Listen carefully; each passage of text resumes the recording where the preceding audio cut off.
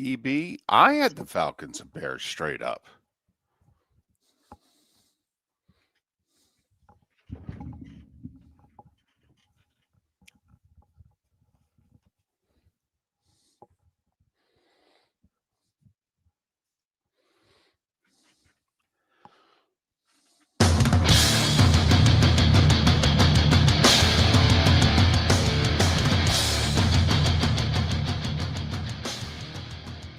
You're listening to Miller and Moulton, coming at you from the Floormeister Studios. Floormeisters, keeping it real. And now, here's Mark Miller and David Moulton.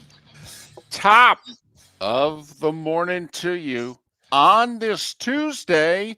We always hope your week gets off to a good start. And hopefully you enjoy the holiday. Thanks so much for being with us. How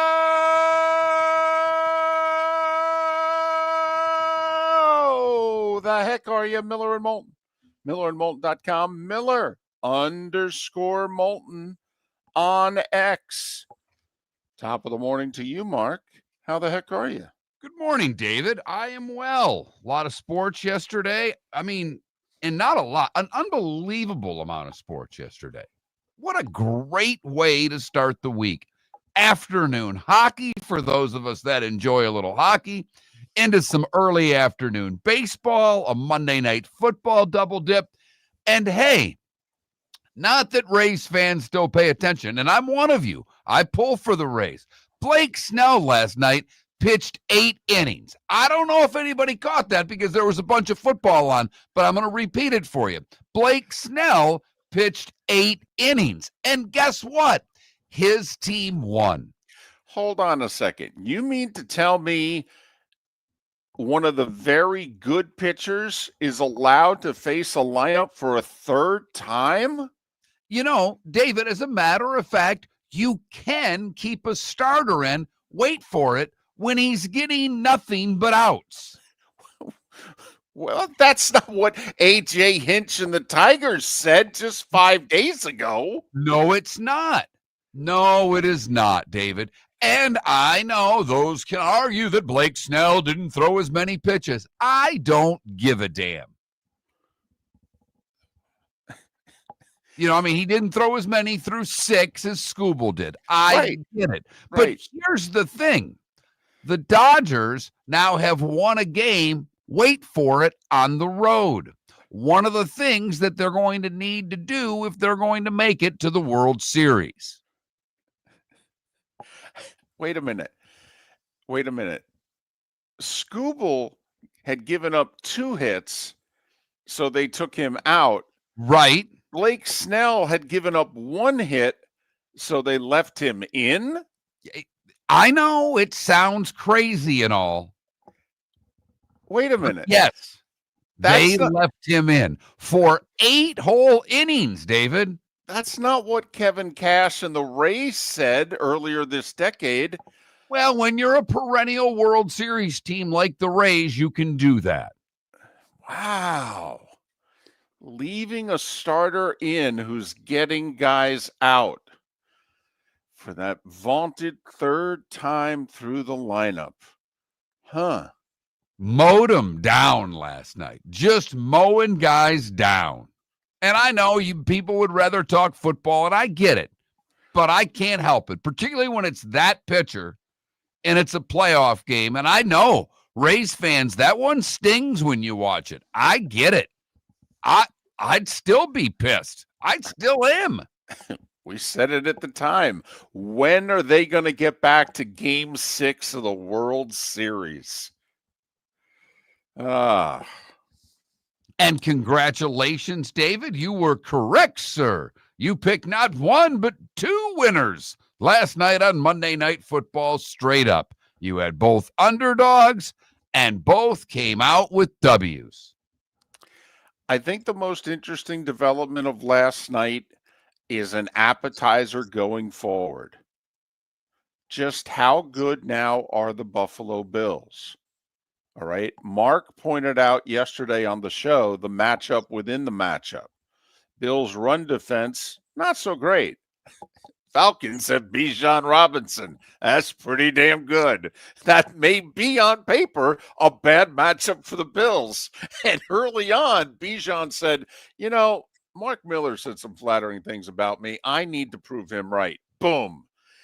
But the bigger picture, which we also pointed out, was, the Bills were 4-1 going into last night. They had beaten the Jets. They're 0-6. They had beaten the Dolphins. They're 1-5. They'd beaten the Saints. They're 1-5. And they'd beaten the Ravens. They're 1-5. Huh. So you mean to tell me their 4 wins are against 4 teams who have combined to go 3-21? So maybe the Bills, who have played 2 teams with a pulse and are 0-2, maybe, Mark, it's not that we have to look at the Ravens differently. It's not that we have to look at the Chiefs differently. Maybe we have to start looking at the Bills differently until they prove us otherwise. And oh, what a good time for a bye week for the Buffalo Bills. Maybe a little early in some people's eyes, but I would think they need a little reset right now. I think the timing to self-evaluate is perfect for Buffalo because they, over the course of the month when they come back, will play the Chiefs again, and they'll play the Bucks. So Buffalo can get a little reset here and figure out what it is they need to fix in order to be the team that we thought they were. By the way, David, I don't think you put an X next to Buffalo already, but you were thinking about it. You definitely need to get the whiteout out and remove any drawings that you put in those standings, any X's that you may have placed. I openly talked about it. I was thinking about it. All right. But it was also right around the time that the Tigers were in the process of blowing a 15.5 game lead after I had put an X next to them. So you said you might want to hold off on your X's.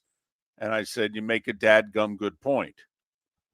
So I held off, but I had the claret jug in my hand and I was willing to start engraving it when the Patriots were 1-2. And the Bills were unbeaten, and it looked like this sucker was over. And now, technically, this morning, the New England Patriots are in first place in the AFC East. By the way, just for what it's worth, and it probably would have been a hell of a lot better because I did not check yesterday. But if you thought, like one David Moulton, that the Atlanta Falcons were going to win, you probably could have grabbed this at about plus 270. But right now, the Patriots are a mere plus 185 to win the division, while the Bills are minus 230. Still a hell of a favorite, still a bigger favorite than the Pittsburgh Steelers that are only at minus 155.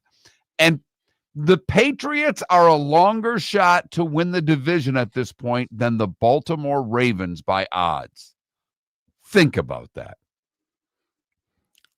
Have these odds makers checked the Patriots' schedule for the next month? I mean, when they beat the Bills, we played the schedule game and said, they got a lot of wins lined up here. They're kind of like the Broncos. When the Broncos went into Philadelphia, we were like, if they don't screw it up, they got like 5 more wins coming on the backside of this in a row. Now, they almost screwed it up in London. Justin Fields and the Jets said, I'm going to cut you guys a break. I'm just going to hold on to the ball long enough for you guys to sack me. Come on, keep coming, keep coming. All right, you're getting close, getting close. And the Bears last night telling everyone in the NFC West that maybe you guys don't have the best division in the NFC. Maybe it's the NFC North again, because the Packers, Lions, Vikings, and Bears all have winning records right now.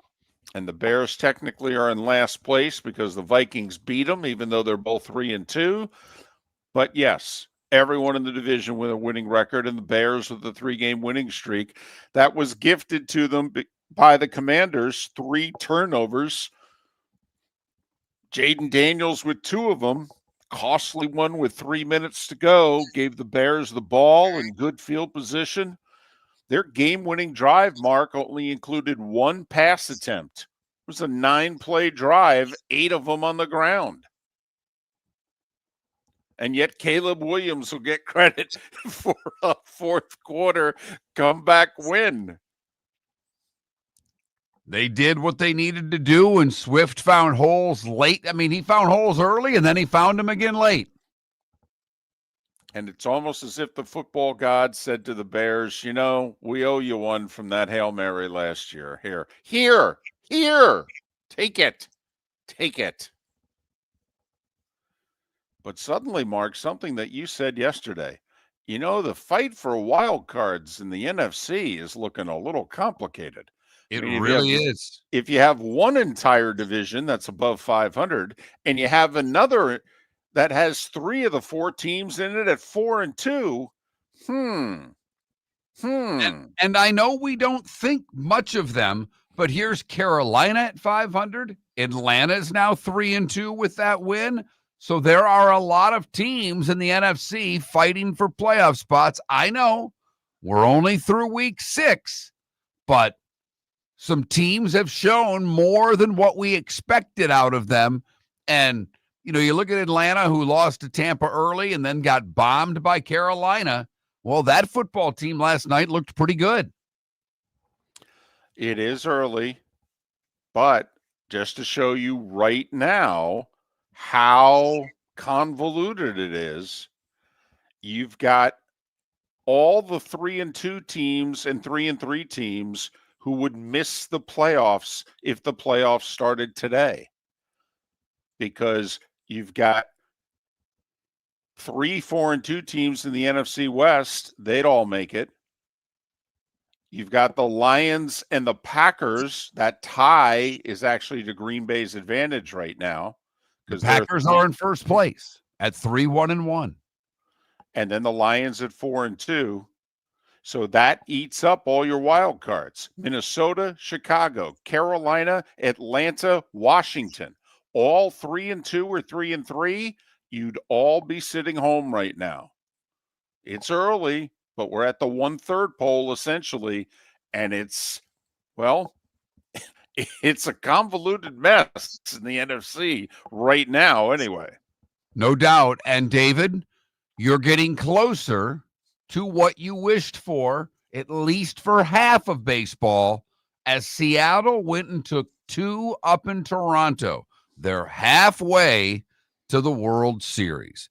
Pat Kirwan to join us to talk NFL, and Matt Baker to talk college football today on Miller and Moulton. For over 50 years, the Nolan family has been dedicated to protecting local families. Nolan Family Insurance is a second-generation independent agency that specializes in home, flood, auto, and boat insurance. They take the time needed to explain your coverage options and answer your questions so you can make an informed decision that's right for you. If you're looking for an agency that treats you like family, call 941-639-1122 or go to nolanagency.com. That's 941-639-1122. or nolanagency.com. American Paint Supplies is your one-stop shop for all your coating needs and has been for 30 years. American Paint Supplies is also your #1 Festool dealer in Southwest Florida. If you are a builder, cabinet maker, painter, or power tool enthusiast, Festool craftsmanship can be found at American Paint Supplies. Celebrating 30 years of service, and Festool is celebrating 100 years of excellence. Come to American Paint Supply for a perfect pairing of service and expertise on 6100 Shirley Street, Naples, off of Pine Ridge, or online at AmericanPaintSupplies.net. Let's talk the big differences between Floor Meisters and the big box store that sells flooring. Floor Meisters is family owned. They do flooring, not doors, nuts and bolts, or weed killer. They specialize in it. They know it. Floor Meisters backs their installer. So if there's ever an issue, good chance the boss, TJ, will come out and make it right. Floor Meisters prices beat the box stores every day of the week. When you think flooring, think Floor Meisters in Naples. FloorMeisters.com. Real people, real prices, real quality selection. The Floor Meisters, just keeping it real. Your roof is your home's first line of defense. At Pelican Roofing of Florida, Ronnie John and their team bring years of experience to protect what matters most, your family and your business. From residential repairs to large-scale commercial roofing, we deliver honest work, fair pricing, and quality you can trust. An upgrade on your roof can lower your insurance costs. Don't wait for a leak to turn into a disaster. Call the experts at Pelican Roofing today. 1-866-9-PELICAN. That's 1-866-9-PELICAN. Online at PelicanRoofingCompany.com. CCC 13325. This is Miller and Moulton.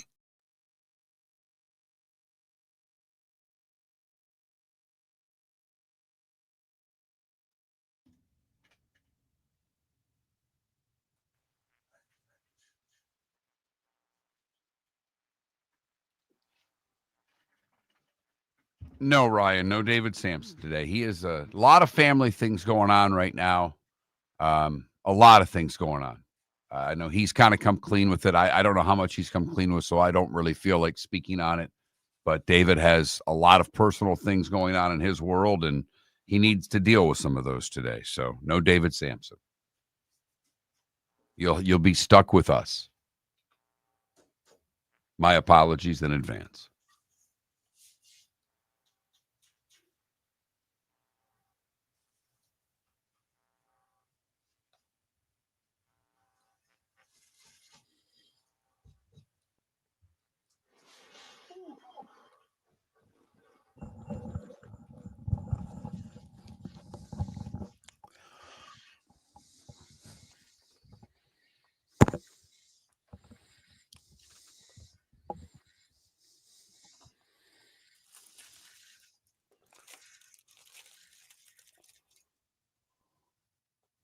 Why, thank you, Ryan.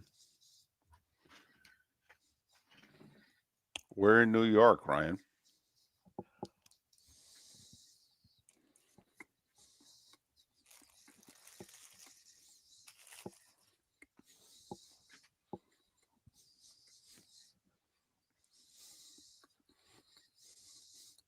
Oh, okay.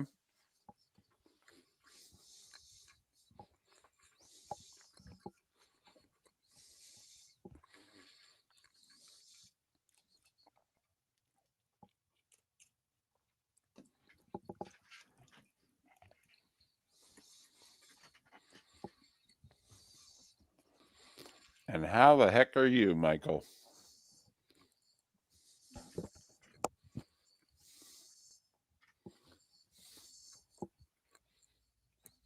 I hear you.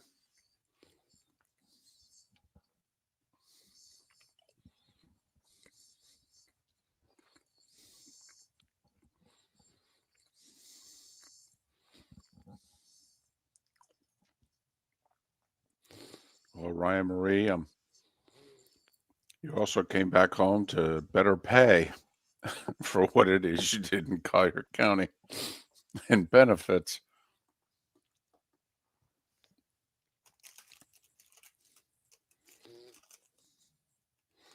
Every area has their positives and minuses. Mm-hmm. Yep.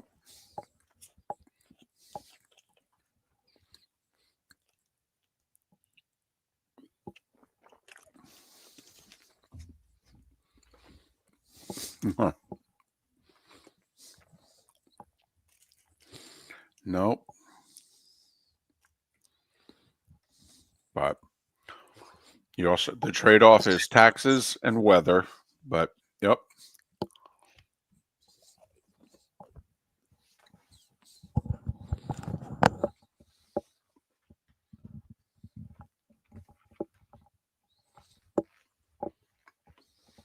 Way better, even with those winters. Whew, good for you. Although I have to say, every day that passes, I don't love Southwest Florida as much as I used to.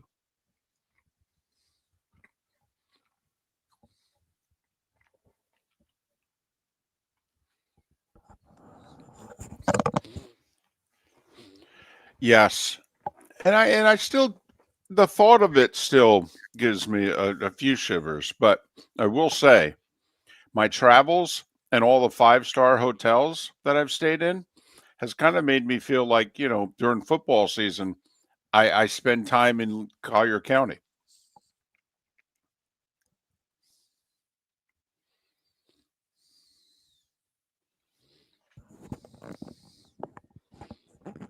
Is that the key, Ryan Murray?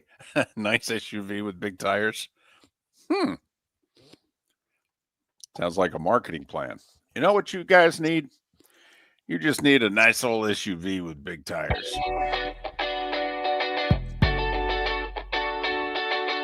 You're listening to Miller and Moulton. And now, here's Mark Miller and David Moulton. 21 minutes past the hour. Top of the morning to you, Miller and Moulton, millerandmoulton.com, Miller_Moulton on X. The Pelican Roofing of Florida text line is open to text the show. The number is 21,000. The keyword is Miller. That's because you screw up spelling David's name. We figured it was a lot easier to name it after a beer, not after one of the hosts. So 21,000 to Miller. You can text as much as you would like. It walked into a couple of texts this morning. One happy, one snarky. I like your style, people. I like your style. The Pelican Roofing of Florida text line. Pelican Roofing of Florida, statewide, commercial, residential. 1-866-9-Pelican. Ooh, what was the snarky? Hockey fan. Because you and I haven't had a snarky moment yet in the show, so I'm curious. Give us some snark. Just a hockey fan. Go Sabres. They're 0-3. Yes. About to miss the playoffs for the 15th consecutive year. Wait a minute. Are we gonna? Oh, I'll put the Z next to them from eliminated for playoffs now. I mean, I know no one cares, but they're in a division with the Panthers, the Leafs, and the Lightning. Oh, yeah, by the way, Ottawa should be pretty good. They're off to a slow start. Montreal should be pretty good. That means that Boston, and, I don't think Detroit's a playoff team, but that means the entire division that your Rangers are in don't produce a wild card team. They have zero chance. I mean, that's what stinks. Like, I look at my team, and if everything goes right, maybe they could hang around late enough to sniff a playoff spot. Buffalo's got no shot. How a guy can run one, it always has amazed me how one of your franchises is considered one of the elite franchises in the sport, and the other one that you have is a grease fire. And they're owned by the same people. That's what I mean. The guy owns, the Pagula family owns both franchises. One is a mess. The other one, I know they lost last night, but come on, we still view the Bills as one of the top franchises in the National Football League. Sure. It's just, it always baffles me. I think it goes back to who you hire, Mark. But he hired the right people for one and doesn't know how to do it on the other side. It is, there's so many people who own multiple franchises, and it's not as many as it used to be, but there are people who own multiple franchises and do great things with one and lousy with the other. Well, and we also have marveled at some of the people who own these franchises, how remarkably successful they are in business. And obviously part of that success is they hired really good, smart people. And then we as fans would go, you can't find 2 or 3 of those people to run your sports team? We'd really wish if you could find them. And finally, Mark, the Ford family, right? Oh, yeah. They finally, it took a lot of them dying to get one in the business that seemed to be able to hire competent people. But she did. Yes, she did. And now she's like, oh, my work here is done. Just smoke them if you got them. I got Spielman, Brad Holmes, and Dan, bite your kneecaps. I'm fine. I'm good. When are the next NFL meetings? October, November? Where do you want to meet?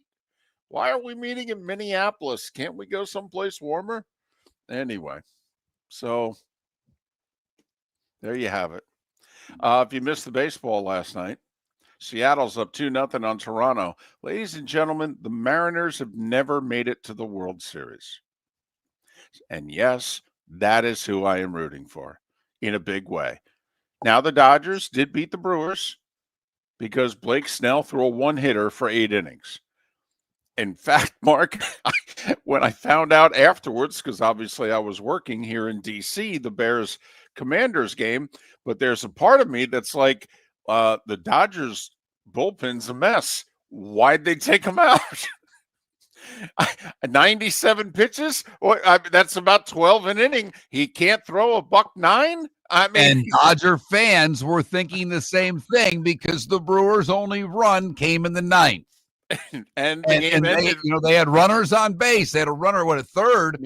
No. Their base is loaded right to end the game. Yeah. Oh, yeah. Uh-huh. Yeah. A hit and 3 walks thanks to 2 pitchers in the 9th. And Blake Snell had to be sitting there with his jacket on going, what? 97? I could have thrown more. And obviously the Dodgers finally have their starting pitching back, so they have the edge in this series. But if you can get to that bullpen, and, yesterday, and, Toronto, this Yusevich was just lights out against the Yankees. Couldn't miss. Right. And funny how baseball works. Yep. Arozarena's up in the first inning, 2-2 count. Yusevich throws what he thinks is a strike. 3-2 count, hits him. All of a sudden, 3-run home run. Seattle's up 3-0. And Toronto came right back. It was 3-2, but 3 home runs for the Mariners last night, and they pounded Toronto to win both games north of the border. So that joint will be jumping when they return back to the Pacific Northwest. My goodness. Up 2-0. Oh, boy. Will they be excited? They've never been in this situation. The 2 other times that they made it to the league championship series, they fell into early holes, and they lost both series. I know they lost the Yankees in 6. Thought they lost in 95. I thought they lost to the then Indians in 6 also. So well, I hope you got that right, because if you're not giving me accurate statistics from 30 years ago, I'm going to be upset. Well, it is early, Mark. There's a very good chance I'm off. How many of the rest of you while listening go, how the hell does he even know that? Because trust me, I do. I don't know what I had. I'm trying to figure out what I had for lunch yesterday. And David's telling me that Cleveland and Seattle went 6 games, wait for it, 30 years ago. I think it was the LCS. It could have been the LDS. I don't know. I know that was when Seattle beat the Yankees in that exciting series. So they might not have even gotten to the LCS that year. But I know they lost in the LCS in 01 to the Yankees in 6. Well, all right. Okay. Well, I do know. We'll check during the break to make sure. Okay. No, sure. That one, Moulton trivia is right in that one. I guarantee it is the one quirk of one David Moulton. Is that I don't care if he says this on air, but I think we've told the story a couple of times. David desperately wanted to do trivia. I did. When we were in the afternoons. Yes, it's sponsorable. It's fun. People like trivia. I'm like, Mark, we got to do this at least weekly. And so we did. And the first time David writes down the questions, he didn't have the right answers. Now, if this were 1986, 88 at the beginning of sports talk radio and we didn't have this thing called, the internet to check, no, you might give him a pass. But we did this century. David had a computer right in front of him. But why would you check your answers? Because I know all, except for the answers to his own trivia question. Not only that, it was the very first 2 or 3 questions that we had. It was the very first time we did it. Mark looked at me like, yeah, fine. Okay, you want to do this, do it. So, you got to think you could do one clean segment, right? I mean, come on, can't you come up with 5 good trivia questions? Our old producer's kind of like, well, so how am I going to do this? I got to answer the phones? Are you going to tell me the answer? How are we going to do this? Yeah. Anyway. And the first person answers like, no, I think I'm right. So we checked, and damned right. if the listener wasn't right with their answer. Right. So now we got to track them down again. And then, what are we giving them? And that's the other thing. Mark's like, we don't have anything to give away. In that sense, ladies and gentlemen, nothing has changed about Miller and Moulton. We could figure out something to give away, but we don't have phone lines that offer an 800 number for the vast places that we listen. So we don't do that. Miller and Moulton. The struggle is real, but the starting five is next. Football season is back, and celebrate your game day with Jimmy the Beef Guy. We're talking tender, juicy Chicago beef sandwiches. Whether your party's for 10, 100, or 200, bring game day to your house with Jimmy the Beef Guy. The catering packages come with the beef, the gravy, the peppers, the bread, everything you need. 2 convenient locations, Fort Myers and Bonita Springs. Skip the ordinary and bring the beef. Jimmy the Beef Guy, Chicago flavor, Southwest Florida style. Call today or visit jimmythebeefguy.com. Tell him Miller and Moulton sent you. Let's talk the big differences between Floor Meisters and the big box store that sells flooring. Floor Meisters is family owned. They do flooring, not doors, nuts and bolts, or weed killer. They specialize in it. They know it. Floor Meisters backs their installer, so if there's ever an issue, good chance the boss, TJ, will come out and make it right. Floor Meisters prices beat the box stores every day of the week. When you think flooring, think Floor Meisters in Naples. Floormeisters.com. Real people, real prices, real quality selection. The Floor Meisters, just keeping it real. Got a cracked window or foggy glass? Don't wait for the next storm to make it worse. Your local Glass Doctor Home and Business is just down the road and ready to help. From leaky frames to shattered panes, we've got the tools and the know-how to get your home or business storm ready. With flexible scheduling and our done right promise, you'll be in good hands. So before or after the weather hits, call your neighbors at Glass Doctor. Glass Doctor, Glass Doctor. Call the Glass Doctor, we fix your pains. Oh yeah! Your roof is your home's first line of defense. At Pelican Roofing of Florida, Ronnie, John, and their team bring years of experience to protect what matters most, your family and your business. From residential repairs to large-scale commercial roofing, we deliver honest work, fair pricing, and quality you can trust. An upgrade on your roof can lower your insurance costs. Don't wait for a leak to turn into a disaster. Call the experts at Pelican Roofing today. 1-866-9-PELICAN. That's 1-866-9-PELICAN. Online at PelicanRoofingCompany.com. CCC 13325. This is Miller and Moulton.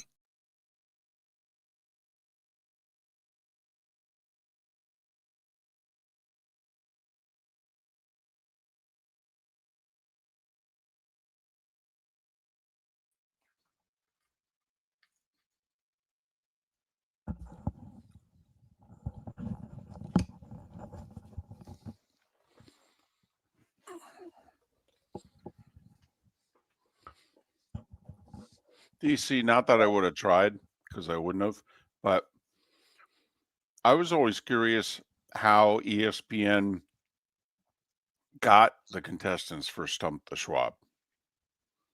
I don't ever remember seeing a promo or a show in which they told people how to become a contestant.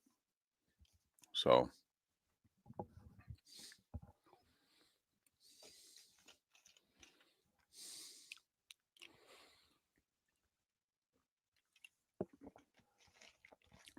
he died not that long ago. Howie. All right, David. We have 6 1:00 games. What 2 do we think don't go up? I would definitely not put up Panthers and Jets. That one doesn't make the list. I think Saints and Bears have to go up because the Bears are a very popular team. Agreed. I think Raiders and Chiefs have to go up. I think Philly and Minnesota has to go up, and we've got to put the Dolphins up.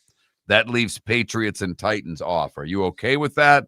Or would you rather put Patriots and Titans up over the Raiders and Chiefs? No. Okay.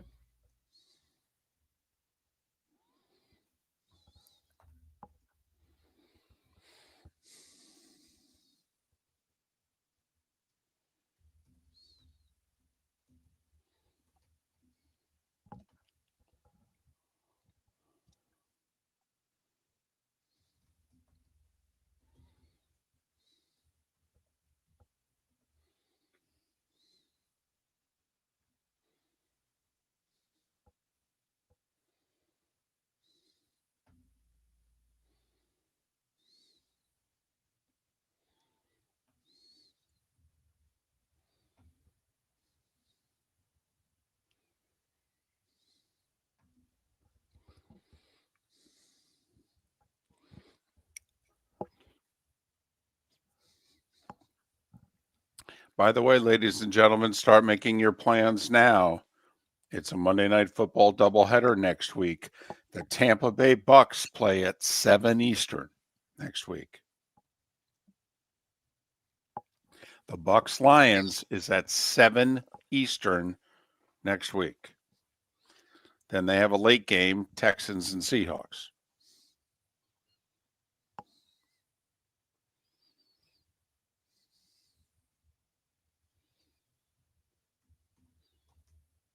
God, I love the early starts.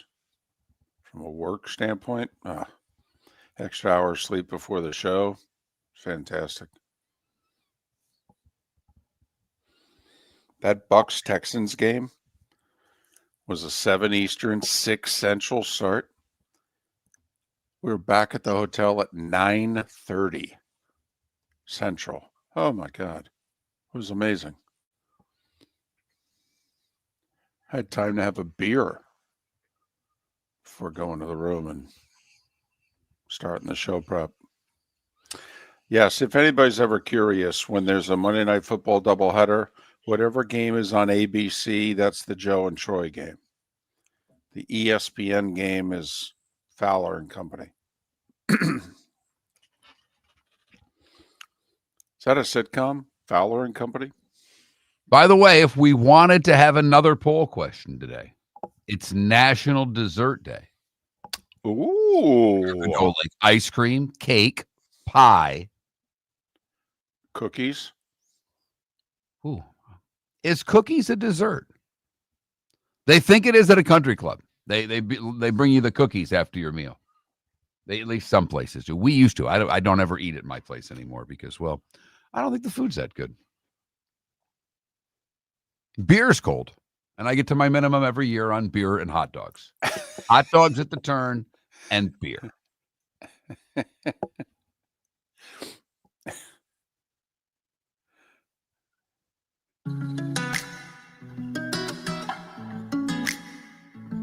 Welcome back to Miller and Moulton. Text the guys what's in your mind at 21,000.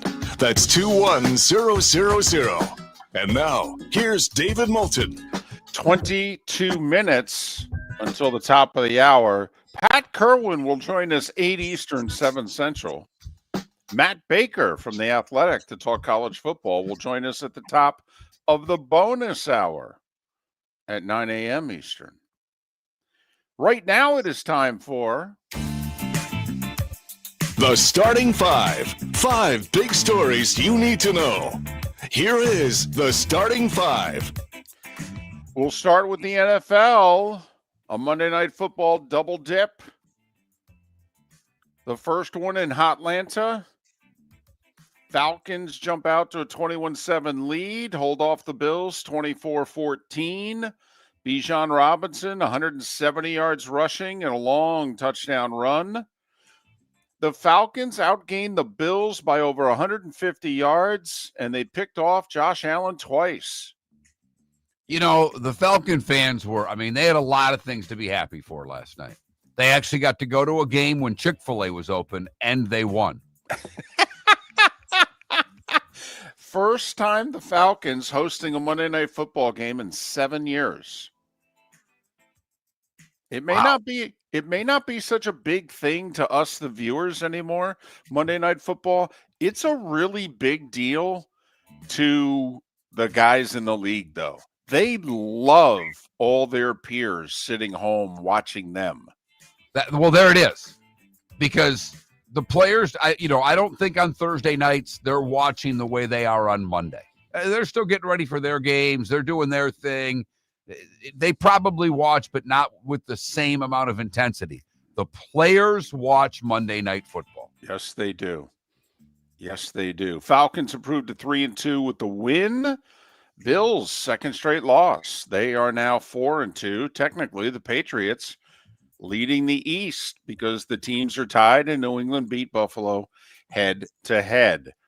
Meanwhile, the Commanders trailed the Bears 13-0 and then had a 9-point fourth quarter lead only to have Chicago come back, score a touchdown, force another turnover. They forced 3. Jaden Daniels just misty. It was not a fun night in the nation's capital. It was like 58 degrees, breezy, drizzly, misty all night. And he just had the ball slip out of his hands with 3 minutes to go in the game, making a handoff on 3rd and 1.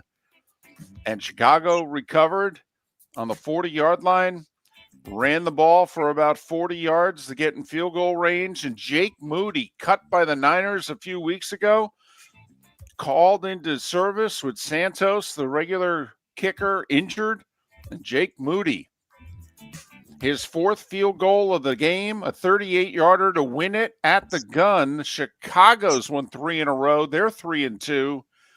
They come into the nation's capital and beat the Commanders 25-24. Washington dropping to 3-3. For what it's worth, home teams, after going 4-10 last week, went 9-5 this week. We don't count the winner of the game in London. We don't care who the home team is. So home teams went 9-5 this week. If you took the underdogs and the points, you went 8-7 on the NFL this week. But you would have won 2 last night because both dogs won straight up. And that gives David Moulton a 2-game lead over yours truly on the season because David had both dogs last night. Other NFL news, the Titans fire head coach Brian Callahan 6 games into year number 2. I'm really curious how much Vrabel coming to town this week played into this, because this is very embarrassing for the Titans franchise. What's going on? Vrabel's been with the Patriots an hour and a half. He's got them 4-2, and the owner there, she fired Vrabel, sided with the current general manager, and look at how that franchise has done the last few years. Callahan went 4-19 in his less than a year and a half. Mike McCoy, who was head coach of the Chargers a decade ago, he takes over. By the way, did you hear this factoid yesterday? With Brian Callahan getting fired, this is the 4th consecutive time this decade that the number 1 overall pick in the draft when they were a quarterback had their coach fired during their rookie year. You go back to Trevor in 2021, Urban Meyer was his first coach. Didn't make the year. Bryce Young, 2023, Frank Reich was his first head coach. Fired at midseason. Last year, Caleb Williams, number 1 overall pick in Chicago. And as we all know, Matt Eberflus barely made the halfway point of the season. And now Cam Ward, number 1 overall pick of the Titans, and his first head coach gets fired 6 games into his season. By the way, does Eberflus make the year as D coordinator? I mean, probably the answer should be yes, but that defense is dreadful. But we thought that defense was not good when Micah Parsons was still on the roster. Right. I got you. Just throwing it out there. Right. No, hey. Jets offensive coordinator, Cowboys defensive coordinator. Which one should rent and not buy more? Jets GM for giving Fields $20 million a year. Sorry, I went with C.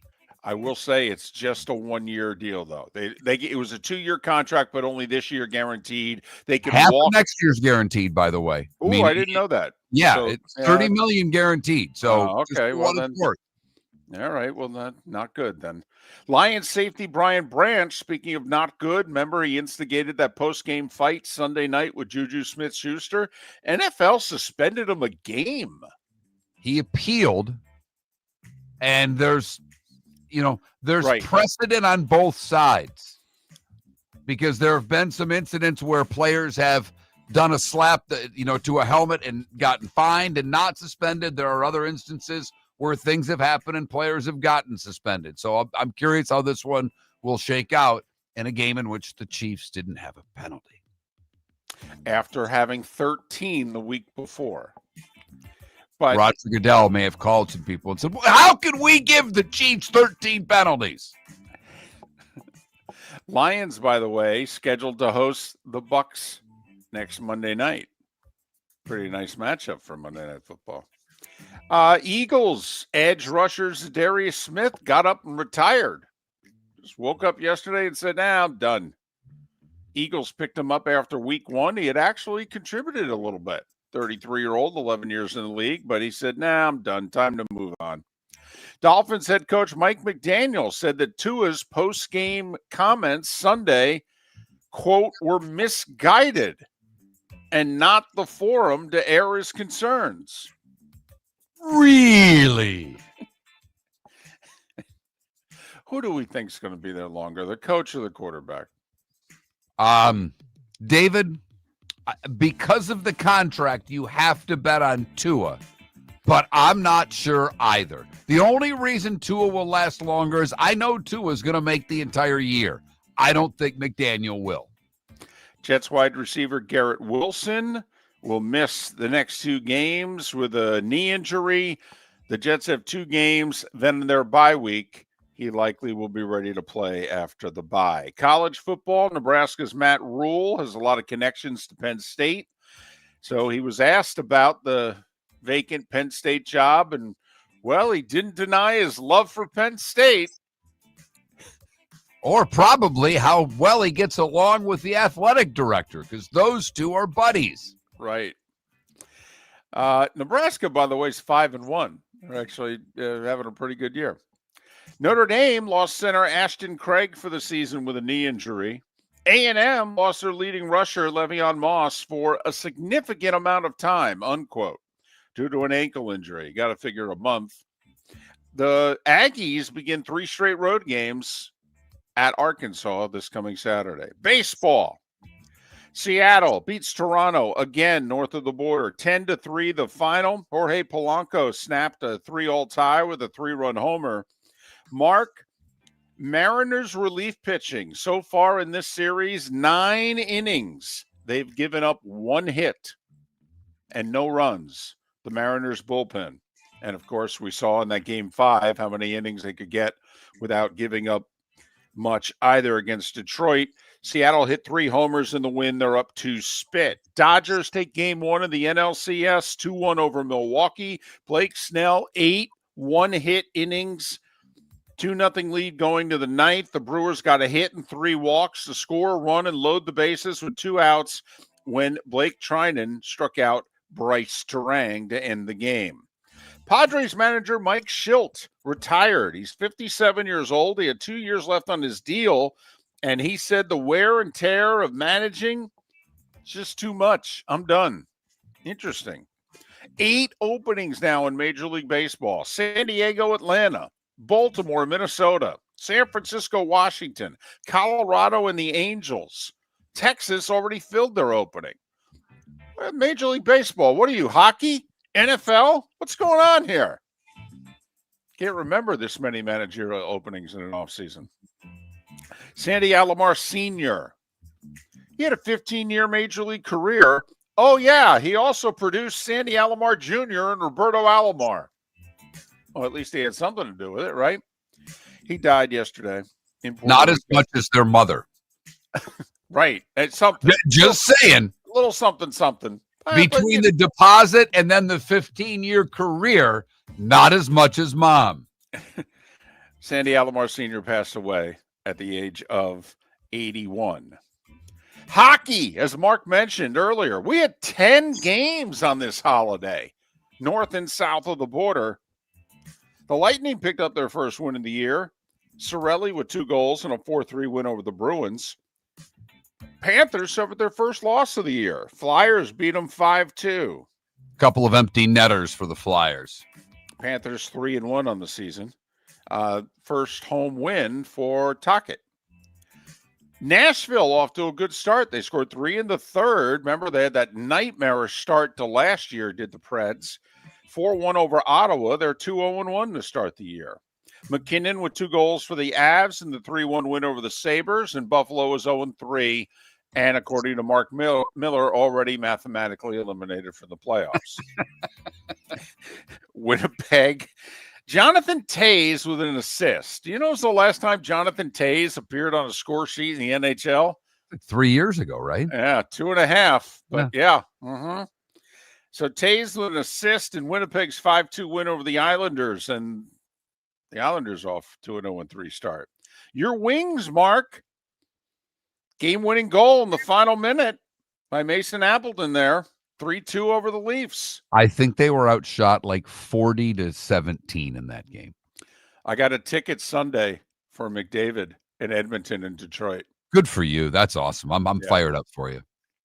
It's center ice, straight up. I mean, all the way up. But it's center ice. Devils 3-2 over Columbus. Blues 5-2 over Vancouver. Wild in a shootout over the Kings 4-3. And the Blackhawks got their first win of the season. They're 1-2-1. They beat the Mammoth 3-1.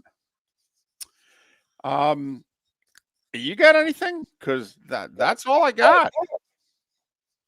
I mean, that pretty much is it. The only other thing is that the Penn State AD said the trajectory of the program influenced the Franklin firing.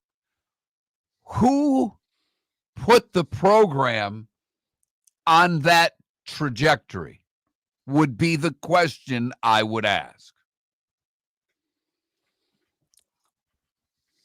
Just saying? Just saying. Just saying. Hey, hopefully for you guys, Matt Rule does better when you don't get Signetti.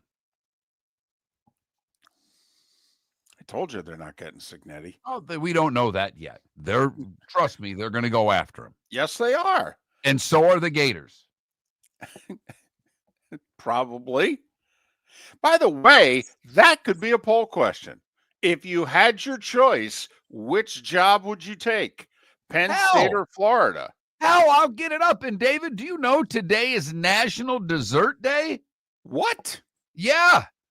Yeah, there's a lot of categories. We can go cakes, cookies, pies, and your frozen, your ice creams, etc. And I know the snobs are going to come out and go, where's the creme brulee?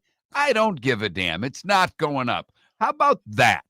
You think our audience is really going to go? And I know exactly who in our audience is going to do it. And I'm quoting you now. Where the hell is the creme brulee? You really think that's coming from the Miller and Moulton show?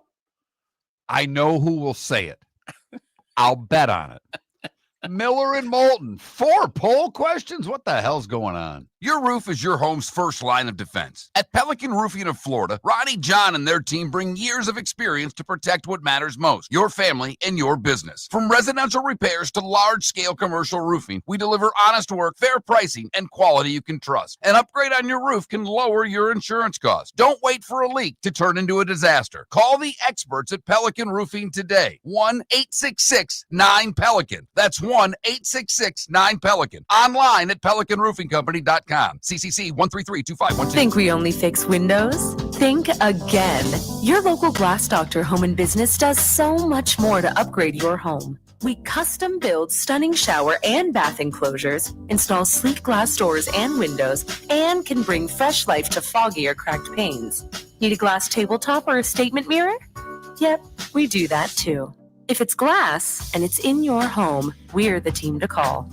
Call the Glass Doctor, we fix your pains. Oh, yeah. Mark Miller for Sleep Treatment Direct. They are helping me with sleep apnea. And by helping me, I mean curing me. No more CPAP machine. No more snoring. No more tossing. No more waking up exhausted. Their expert team got me the right treatment, fast and hassle-free. If you want to feel energized and get rid of your snoring, call Sleep Treatment Direct today.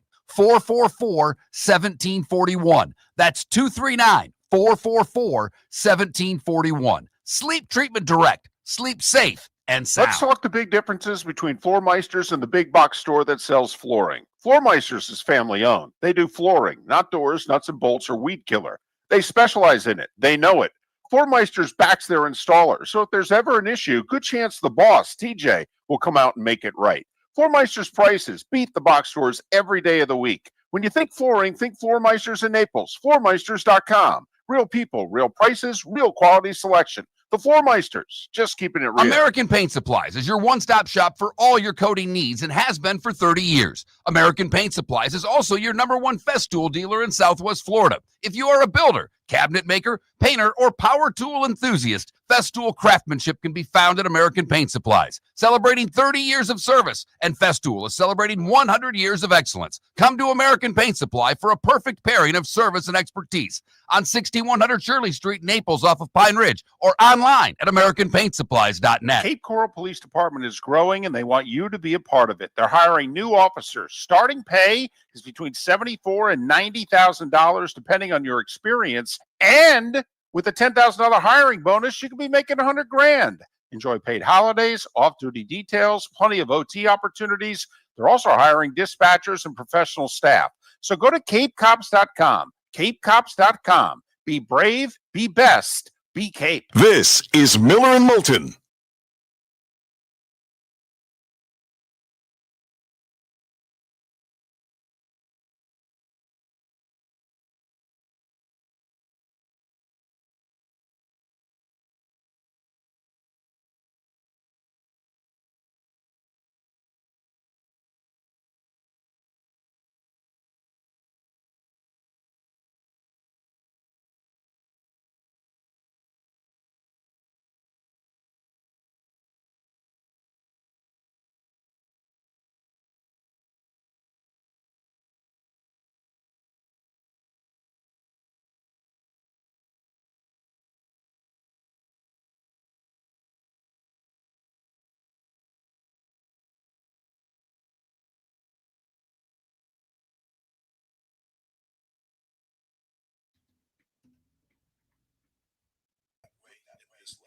Now we have a plan.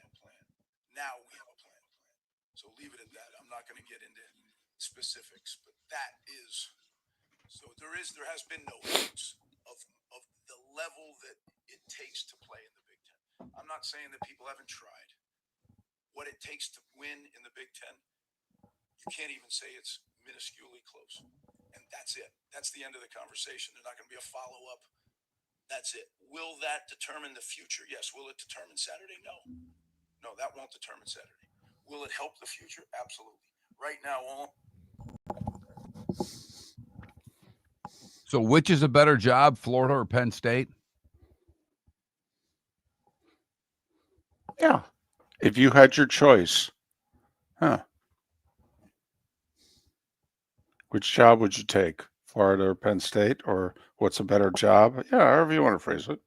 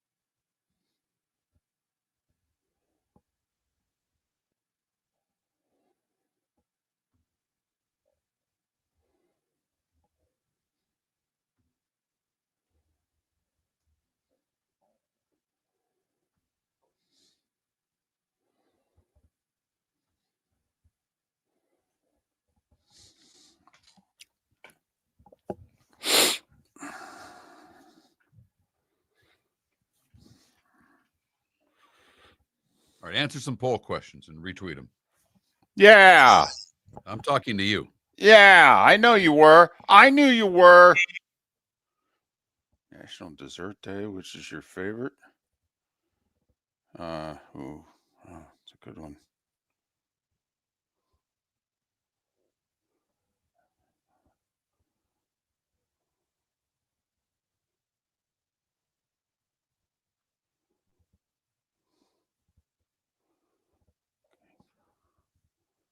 I guess I'll go cake. Boy, this Florida Penn State one is this is a segment worthy question in and of itself. Okay. And get the Shoeless Joe's ones reposted.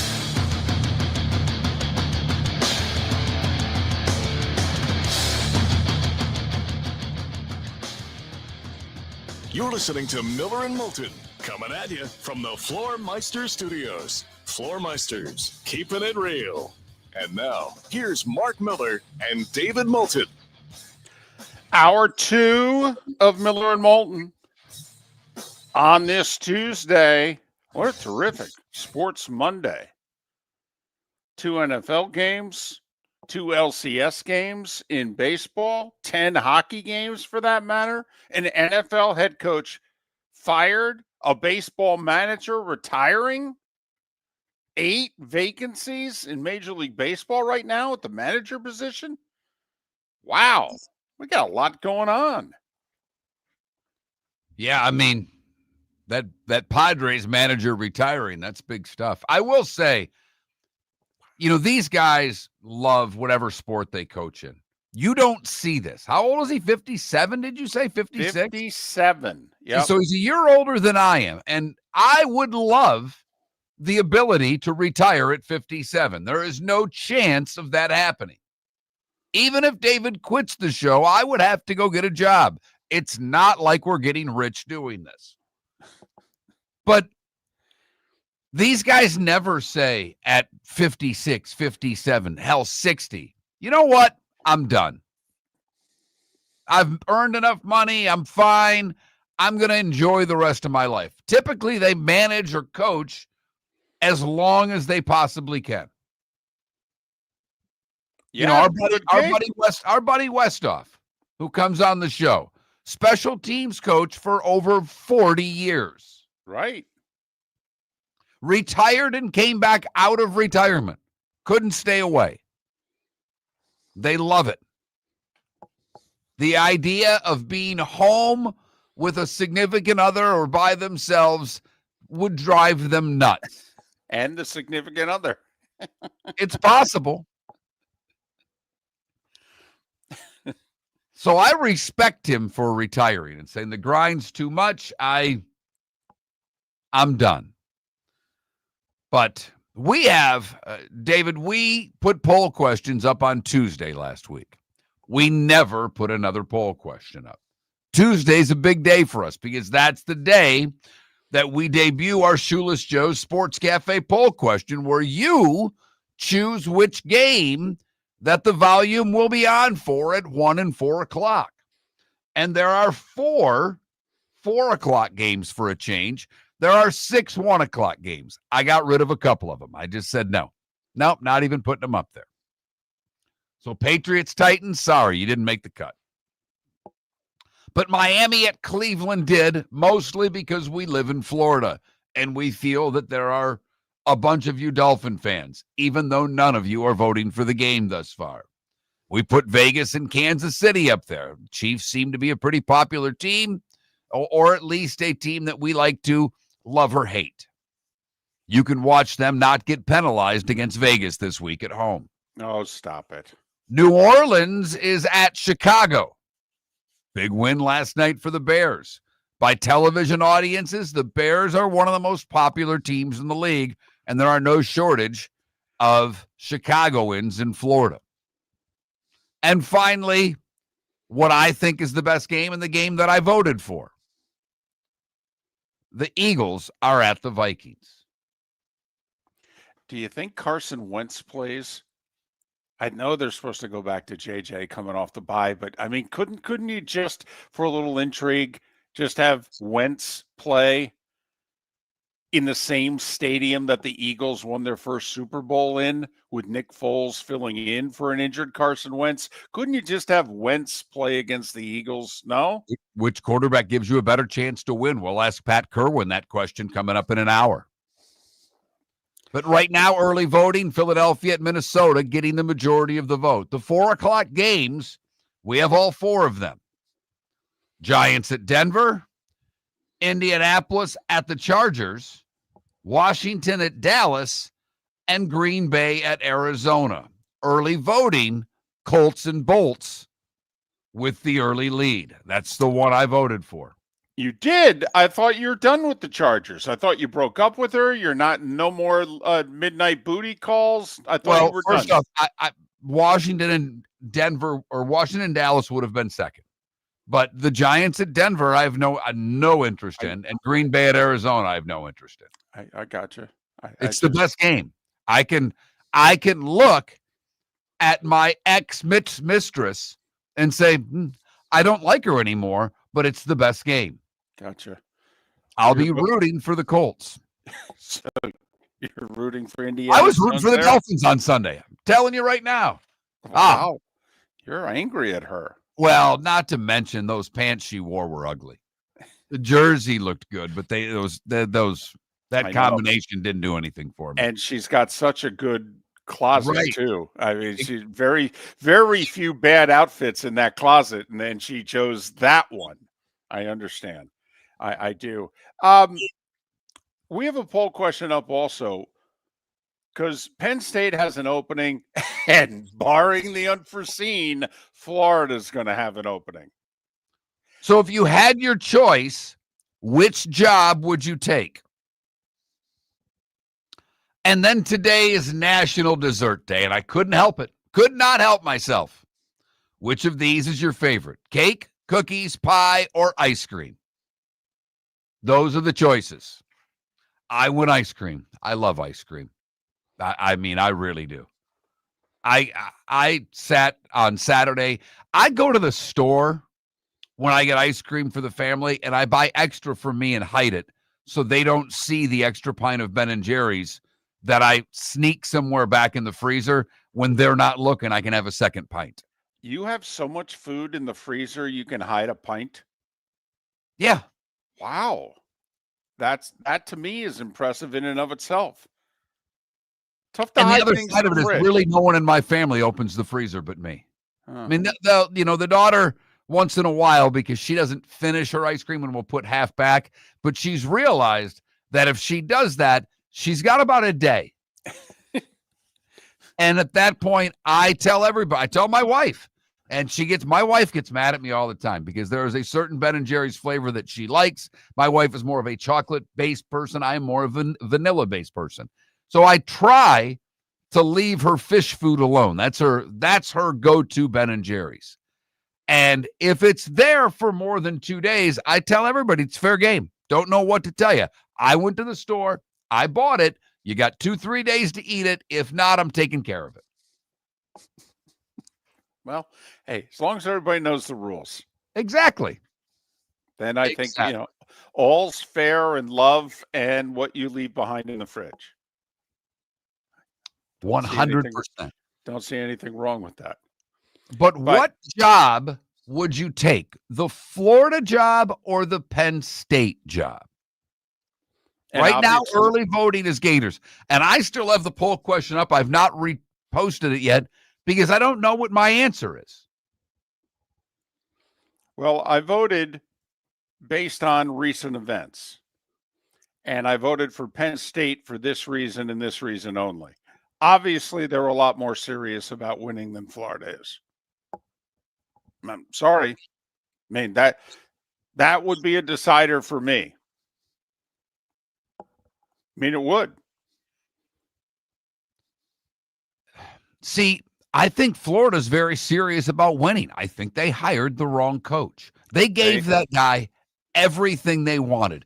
And financially, they're committed. Now, you could argue Penn State's even more committed. I mean, they needed the stadium redone. Here's $400 million. Go. Took them a nanosecond to get the money. Right. Their NIL is in perfect shape. They brought back all of those players and paid them to stay. It didn't work out, but it wasn't for lack of money in Happy Valley. Florida's NIL, is it to the level of others in the conference? You could argue it's not. But it's close. I mean, I think we're past the earlier problems that they've had with their NIL. Well, I agree. I mean, we're not hearing stories of Florida losing out on certain recruits because they don't have the money. And where is it easier to get to the playoff? I mean, is that the determining factor? And look, I don't think Penn State, well, obviously Penn State's not going to the playoff. That ship has sailed for this year. But when you look at the Big Ten, is it easier for Penn State to be one of the 4 best and get in? Or you look at the SEC, is it easier for Florida to be one of the 4 best? Year in, year out, which school has the best shot to get into the postseason? I'd argue it's Penn State. Well, it certainly has been here recently. Now, I mean, even if Florida has their act together, the SEC is a better conference. There are more teams to challenge you. Yes. For one of those spots. Yeah, it's deeper. There's no doubt. I mean, it is deeper. Tennessee seems to have their act together. LSU's a bit of a mess every year out, but they're committed. A&M, Texas, Oklahoma, Georgia, Alabama. That's with Ole Miss, who seems to know what they're doing with Lane there. But even if you take them out, someone's going to spring up every year and give themselves an opportunity. The Missouris of the world. South Carolina last year. This year doesn't look like it. Brutal schedule. I laughing at the people that are talking about Shane Beamer's going to get fired. If South Carolina fires Shane Beamer, okay, then they're idiots. Idiots. Yeah, I mean, Florida, would you want Shane Beamer if you don't get who it is you want? Signetti? I don't know who it is you want. I really don't. I don't think you're getting Dan Lanning. I don't think you're getting Lane. I mean, South Carolina is playing the toughest schedule in the country. They are. And Oklahoma's raising their hand going, are you sure? And Oklahoma's also saying, and our quarterback got hurt too. Okay, we feel your pain. And both of them beginning a very tough stretch here, and they both began it with L's. Because last week was an unbelievable SEC schedule. This week's no slouch. Nope. And it's going to be like that damn near every week, with the exception of the week before Thanksgiving. And I think an honest question is, how many schools in the middle of the Big Ten do you think will ever rise to the level that the middle of the SEC has now gotten its act together and their act? Obviously Indiana is doing something they've never done before. We'll find out this week where USC is. They play Notre Dame. Michigan, they're always going to be there. But you always consider them one of the top 4. So if you had your choice, what job would you take? Penn State or Florida? Miller and Moulton. American Paint Supplies, celebrating 30 years in Naples, is proud to be the exclusive Farrow & Ball dealer in Southwest Florida. The best thing to come from the UK since the Beatles, Farrow & Ball has the colors and paints at American Paint Supplies. See why all the designers and painters choose Farrow & Ball. For 30 years, American Paint Supplies provides the perfect pairing of service and expertise on 6100 Shirley Street in Naples off of Pine Ridge, or online at AmericanPaintSupplies.net. American Paint Supplies is your one-stop shop for all your coating needs. Let's talk the big differences between Floormeisters and the big box store that sells flooring. Floormeisters is family owned. They do flooring, not doors, nuts and bolts, or weed killer. They specialize in it. They know it. Floormeisters backs their installer, so if there's ever an issue, good chance the boss, TJ, will come out and make it right. Floormeister's prices beat the box stores every day of the week. When you think flooring, think Floormeisters in Naples. Floormeisters.com. Real people, real prices, real quality selection. The Floormeisters, just keeping it real. Your roof is your home's first line of defense. At Pelican Roofing of Florida, Ronnie, John, and their team bring years of experience to protect what matters most, your family and your business. From residential repairs to large-scale commercial roofing, we deliver honest work, fair pricing, and quality you can trust. An upgrade on your roof can lower your insurance costs. Don't wait for a leak to turn into a disaster. Call the experts at Pelican Roofing today. 1-866-9-PELICAN. That's 1-866-9-PELICAN. Online at PelicanRoofingCompany.com. CCC 1332512. Todd and I are local. We're involved in our community. We live here, we work here, we're in our showroom every day. We love working with our guests. We love giving back to our community. We are so excited about our new store. Same location, same team, new environment. Every day is like a grand reopening. Absolutely stunning when you walk through our doors now. Come experience the newness of the Diamond District. See what we've done. This is Miller and Moulton.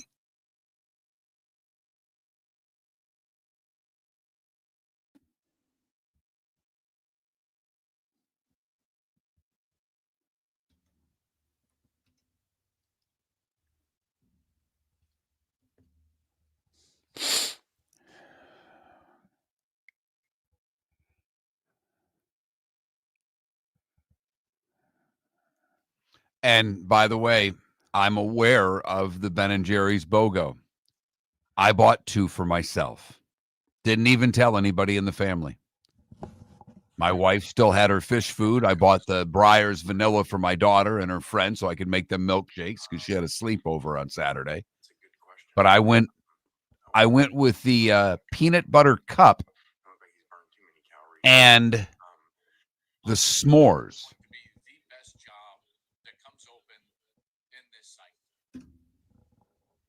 I turn that microphone off when he does that. I know you have to hear it, but I turn it off. When you listen to things on your phone, I just shut your mic off. Oh, why? Because I don't want to hear them. It's hardly audible. It's just annoying. Okay. It's not a baby crying at the restaurant, but it's in the ballpark. Wow. Okay. How annoying is someone else's phone, whether it's speaker or them listening to something in a public place? That is a top 10. That's a top 3 annoying thing out there. That's worse than 12 items in the 10 or less lane.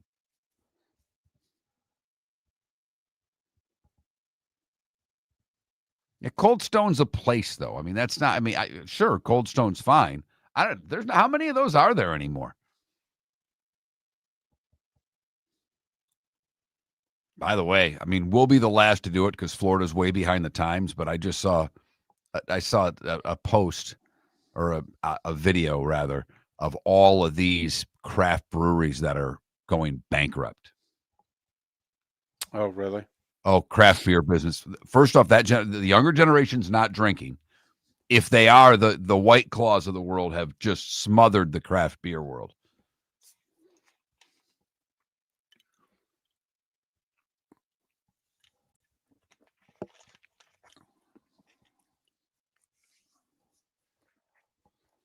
And the guy that's got Palm City, I know him really well. He is the assistant coach of my daughter's soccer team. He is a super guy. I worry about him. Oh, but I almost think that Bell's has passed. I mean, they're still a craft brewery, but they kind of passed that. I mean, that's one of the premier ones. Mint chocolate chips and overrated ice cream. What are you, 7, Brian? It's my favorite. Overrated. Be like Levitard. Put it on the poll. Is mint chocolate chip overrated?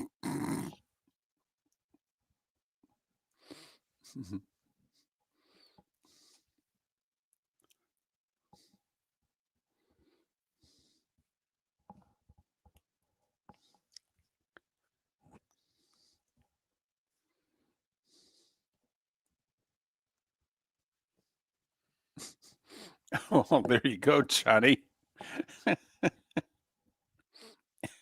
Just marketing to our base.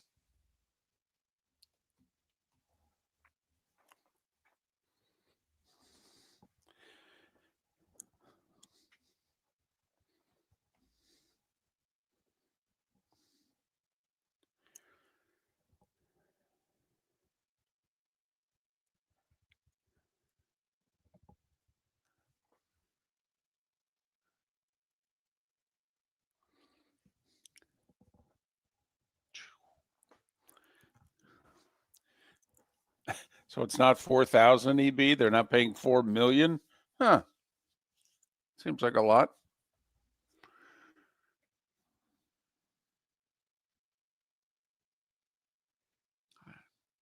Overcharged. I don't know about that. I would argue that, RCB. I mean, what isn't expensive? I mean, that's Food at the Masters. That's about it. right.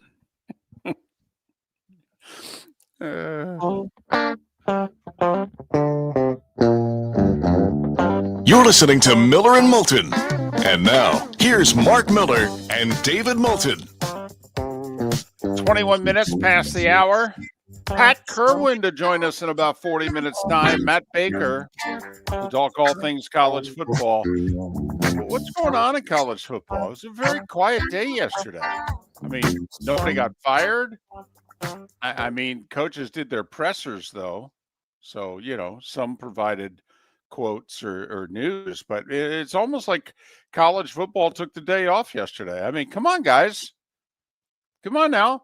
You got a good thing going. Okay, need to make news every day. Although Matt Rule's answers about the Penn State job may have generated a few headlines. So the AD from Penn State spoke yesterday and said the following. This is not a 3-game thing. This is really diving into where we were as a program and what is the trajectory of this program. And you all know, I'm not shy to admit it. I'm here to win national championships. I believe our fans deserve that, and I wake up every day trying to achieve that goal. This is also about the modern era of college football. Our next coach needs to be able to maximize elite-level resources, attack the transfer portal, and develop at the highest level.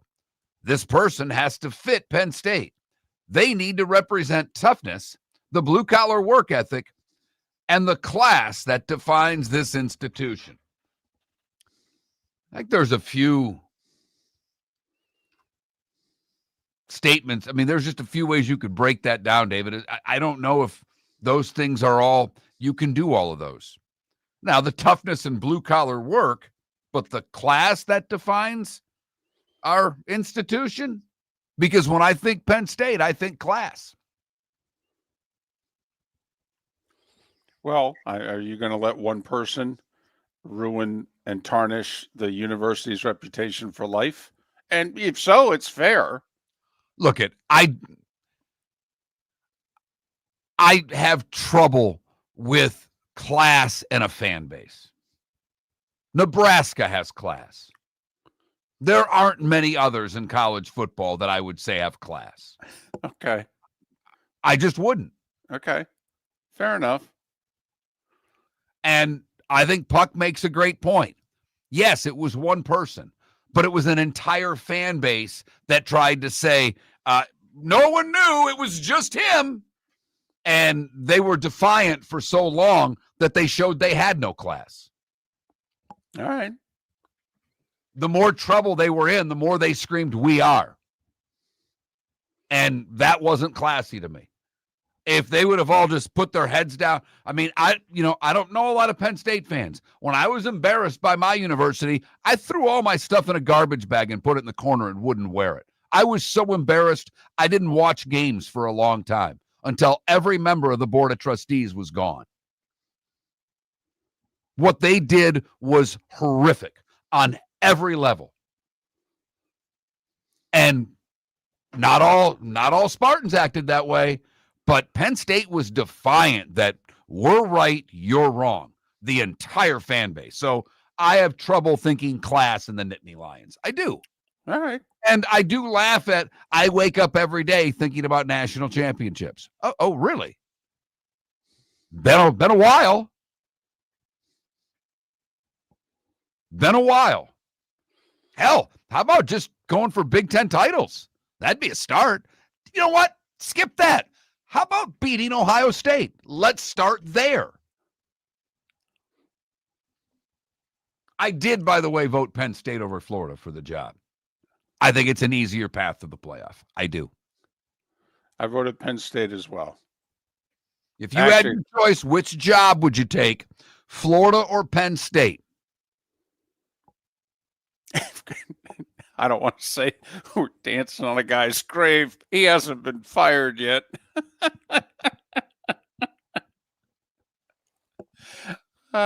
Raise your hand if you think Billy Napier is going to coach Florida next year. Anybody? Okay. I mean, there are Florida fans screaming right now, going, "He better not be." What if he beats Georgia? Telling you, that's it.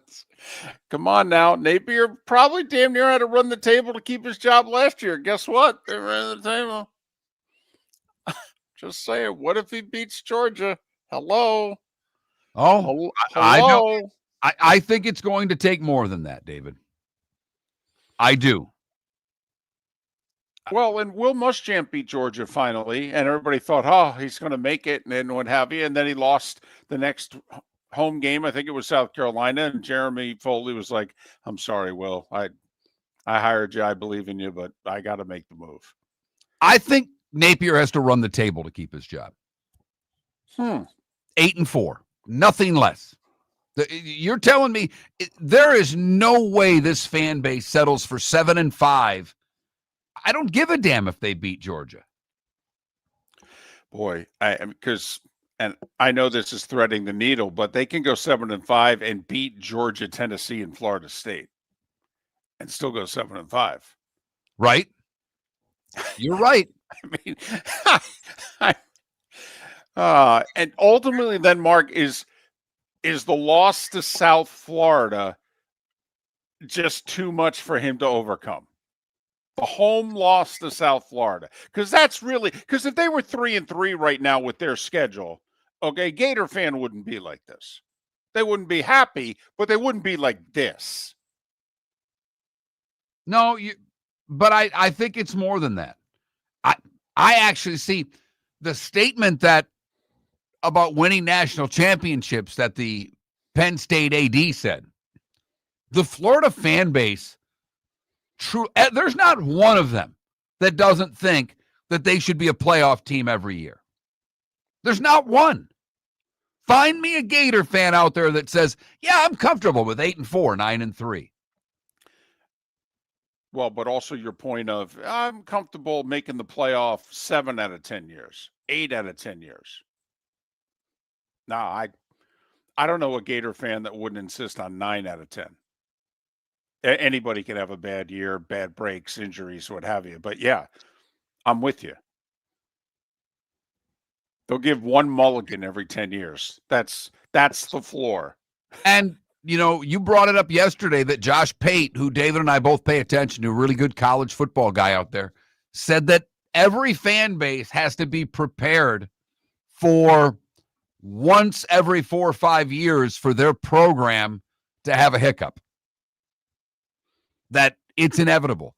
And the one thing, and you have to give the Buckeyes a ton of credit for this.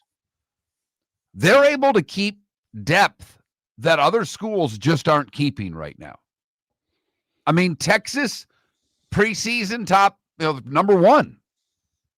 They lost a bunch on their offensive line. They have had trouble recovering from that. Ohio State last year lost a bunch of offensive linemen. They seemingly were fine. I give Notre Dame credit. They did too, and they got away with it. But it's tough in the NIL world to keep your depth. And that's where the 1-year hiccup is going to happen to programs. By the way, there are a lot of people that think that Ohio State's team is going to be better next year than this year, because a lot of what they have this year is coming back.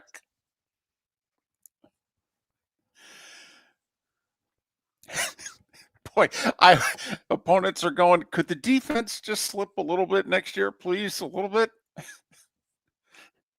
By the way, Wisconsin's averaging less than a touchdown per Big Ten game, and Wisconsin's playing Ohio State this week. Do we want to do an over-under on how many points Wisconsin scores this week? Over-under 7.5. Ooh, thought you were going to go 10.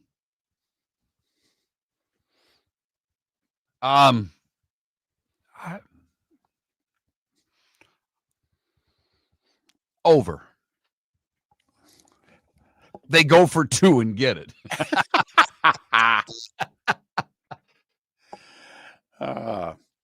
But I voted Penn State. I think they showed Sunday whether they're more serious or crazy, however you want to define what they did with James Franklin, but I just think they showed that, they got rid of a guy who's 34-8 the last 3 years. Florida won't get rid of a guy who's below 500 the last 3.5. Your roof is your home's first line of defense. At Pelican Roofing of Florida, Ronnie John and their team bring years of experience to protect what matters most, your family and your business. From residential repairs to large-scale commercial roofing, we deliver honest work, fair pricing, and quality you can trust. An upgrade on your roof can lower your insurance costs. Don't wait for a leak to turn into a disaster. Call the experts at Pelican Roofing today. 1-866-9-PELICAN. That's 1-866-9-PELICAN. Online at pelicanroofingcompany.com. CCC 13325. For over 50 years, the Nolan family has been dedicated to protecting local families. Nolan Family Insurance is a second-generation independent agency that specializes in home, flood, auto, and boat insurance. They take the time needed to explain your coverage options and answer your questions so you can make an informed decision that's right for you. If you're looking for an agency that treats you like family, call 941-639-1122 or go to nolanagency.com. That's 941-639-1122 or nolanagency.com. Let's talk the big differences between Floormeisters and the big box store that sells flooring. Floormeisters is family owned. They do flooring, not doors, nuts and bolts, or weed killer. They specialize in it. They know it. Floormeisters backs their installer, so if there's ever an issue, good chance the boss, TJ, will come out and make it right.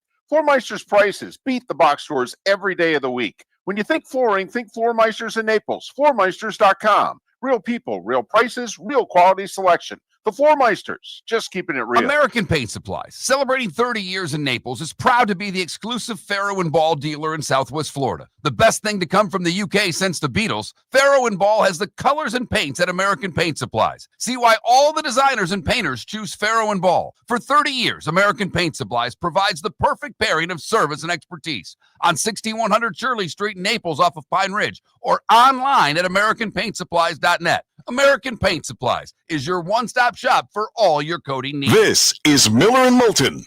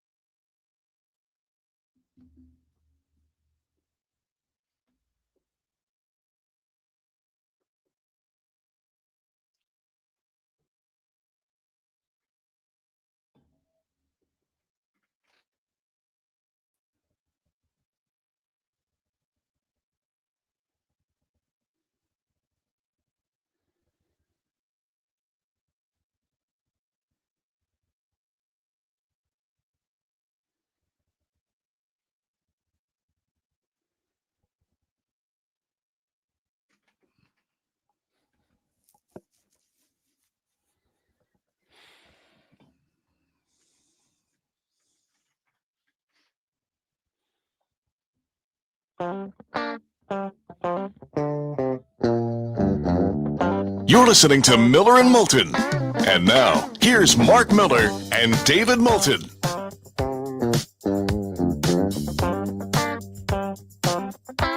22 minutes until Pat Kirwan will join us at the top of the hour. Miller and Moulton, millerandmoulton.com, Miller_Moulton on X. We have a host of poll questions up posted. Our 2 weekly Shoeless Joe's Sports Cafe and the Bell Tower Shops Fort Myers poll questions, in which they say to you, hey, what do you want to be our featured games? We'll show them all, but which one do you want to have the volume? And Shoeless Joe's reminds you, wear your jersey to Shoeless Joe's on Sunday, and there are food and drink specials awaiting.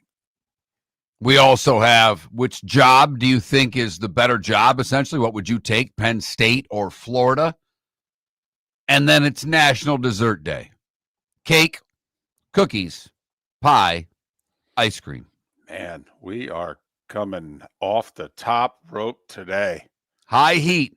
The Pelican Roofing of Florida text line is open. Pelican Roofing of Florida, 1-866. I'm sorry, 1-866-9-Pelican. I screwed that up. 1-866-9-Pelican. Commercial, residential, for all your roofing needs. Pelican Roofing of Florida, statewide, here in the Sunshine State.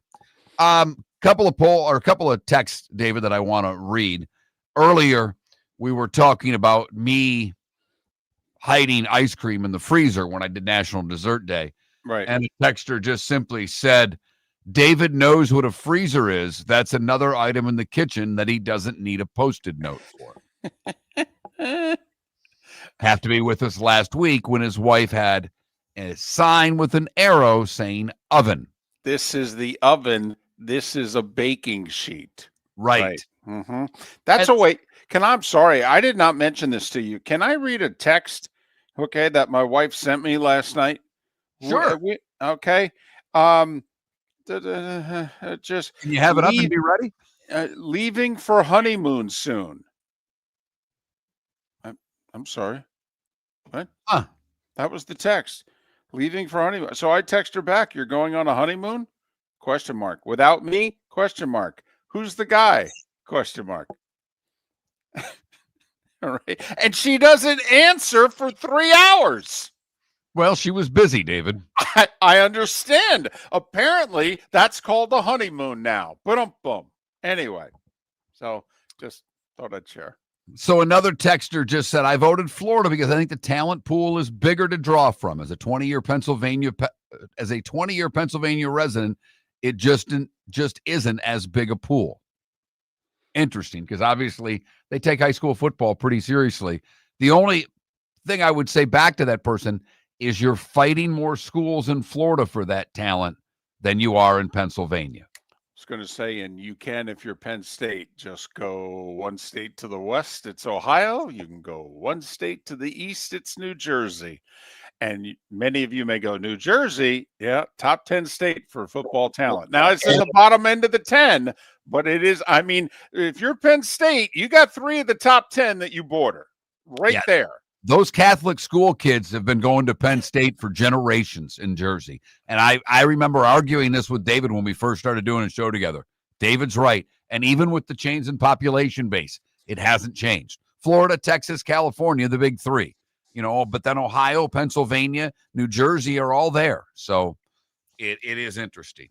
I read this guy's poll every week because I think he does a good job in The Athletic. Chris, is it Vanini? Vanini. Yeah, okay. Yeah, Vanini, whatever.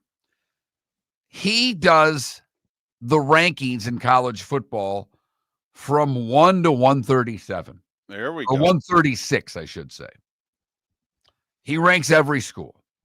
And I'm not going to focus on the top. He did put Indiana at number 1. But I'm going to leave that for a second because I want to get to the bottom. And I went through the bottom, and most of them are the bad conferences. But I went from bottom to top, and I'll give you what he names as the top 10 worst Power 4 schools. Oklahoma State, right now he has as the worst Power 4 school. Boston College is next. North Carolina, third. Wisconsin, fourth. Yep. I was waiting for it. Virginia Tech, fifth. Those two schools right there, fourth and fifth, Wisconsin and Virginia Tech. There's a little history there. Stanford is 6. Purdue is 7. UCF is 8. West Virginia is 9. They play this week. UCF's a 7.5-point favorite. And my Spartans are 10th. But Wisconsin, 4th. Ranked as the 4th worst Power 4 school in the country. How long's he going to last? Oh, no.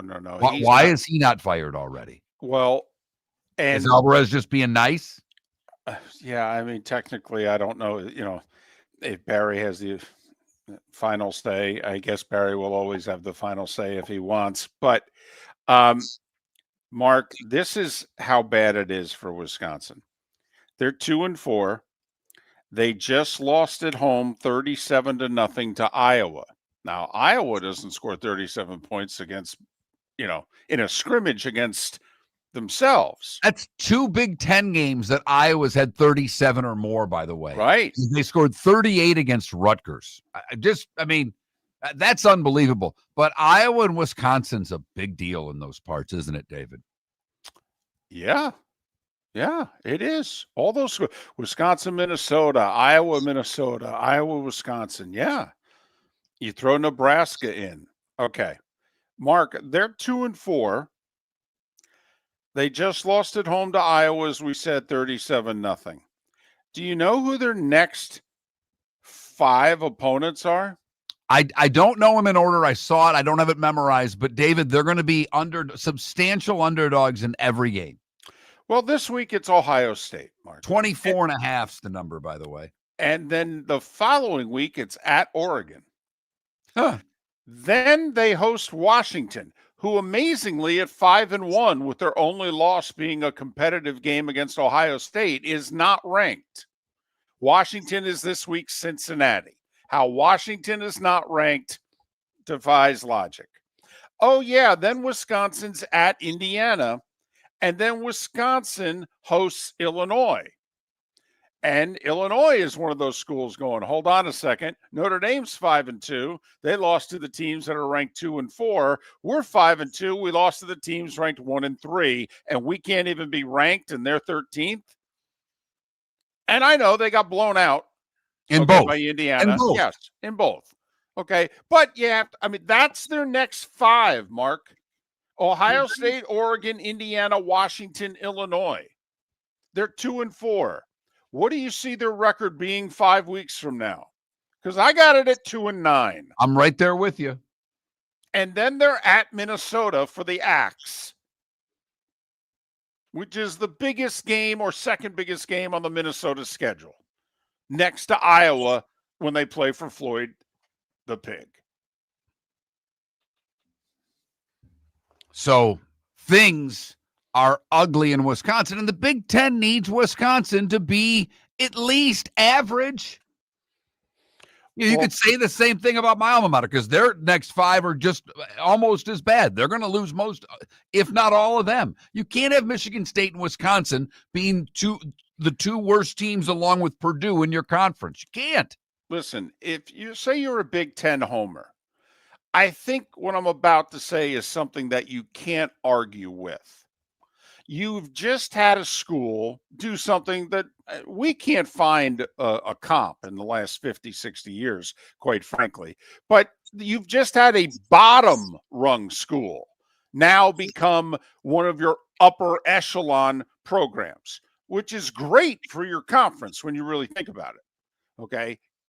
But so now, Mark, you've got going forward the rest of this decade, Ohio State, Penn State, Indiana, Michigan, USC. You should be able to count on those 5 programs being at worst very good and hopefully all threatening every year to be elite.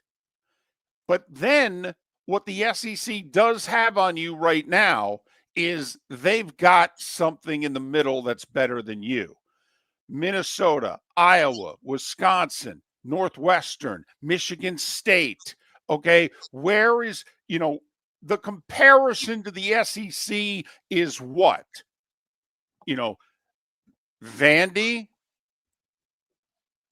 I mean, A&M, quite frankly. right. If you want to, I mean, you pick your Alabama, Georgia, Texas, Oklahoma, Alabama, Georgia, Texas, Florida. Then you're still dealing with a lot of really good schools there. Tennessee, Ole Miss. I would put LSU in the top 5. If we've got the Big 5 and the Big 10, I would put LSU in the 5 for the SEC. I would go Alabama, Georgia. I would go LSU, Texas, and then you decide who the 5th is.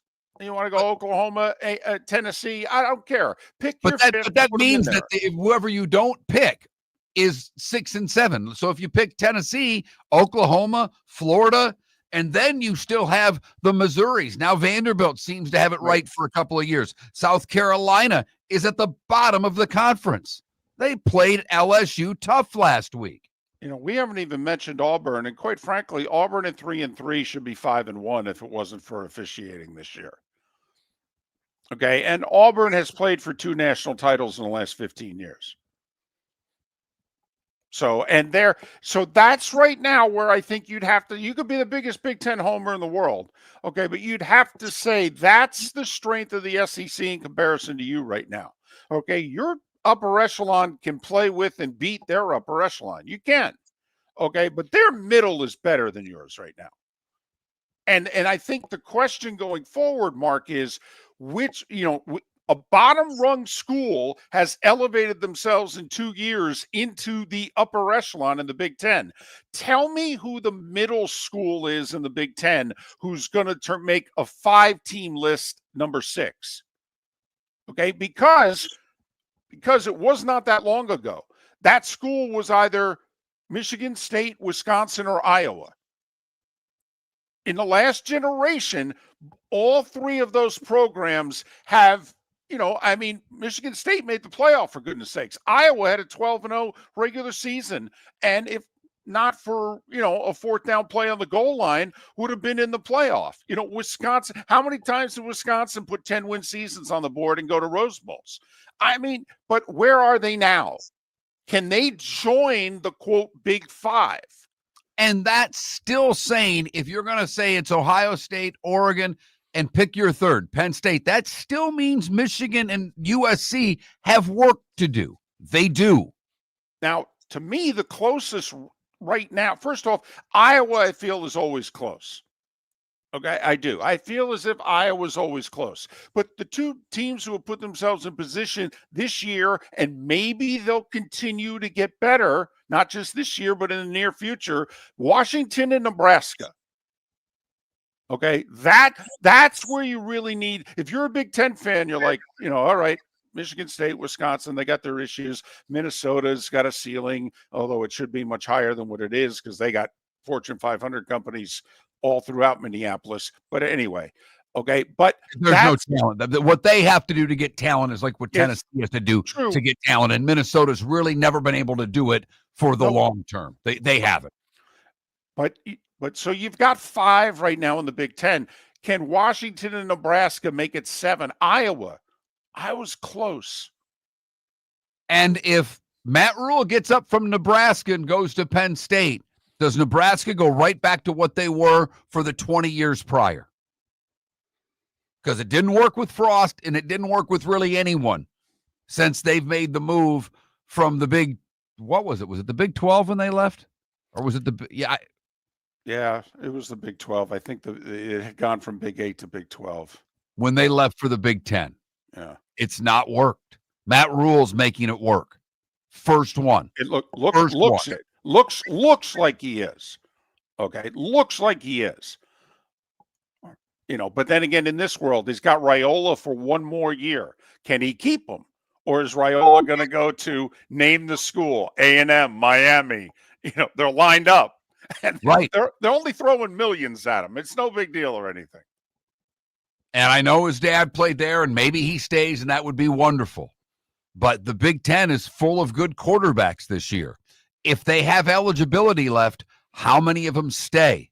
Because the money's getting thrown out everywhere, including schools like Texas Tech, who wants to enter the game. Miller and Moulton. Just an absolute litany of poll questions to vote on. Some football, some food, and we'll switch gears to the NFL. Pat Kirwan, he's next. Your roof is your home's first line of defense. At Pelican Roofing of Florida, Ronnie John and their team bring years of experience to protect what matters most, your family and your business. From residential repairs to large-scale commercial roofing, we deliver honest work, fair pricing, and quality you can trust. An upgrade on your roof can lower your insurance costs. Don't wait for a leak to turn into a disaster. Call the experts at Pelican Roofing today. 1-866-9-PELICAN. That's 1-866-9-PELICAN. Online at pelicanroofingcompany.com. CCC 1332512. The Cape Coral Police Department is growing, and they want you to be a part of it. They're hiring new officers. Starting pay is between $74,000 and $90,000, depending on your experience. And with a $10,000 hiring bonus, you could be making $100,000.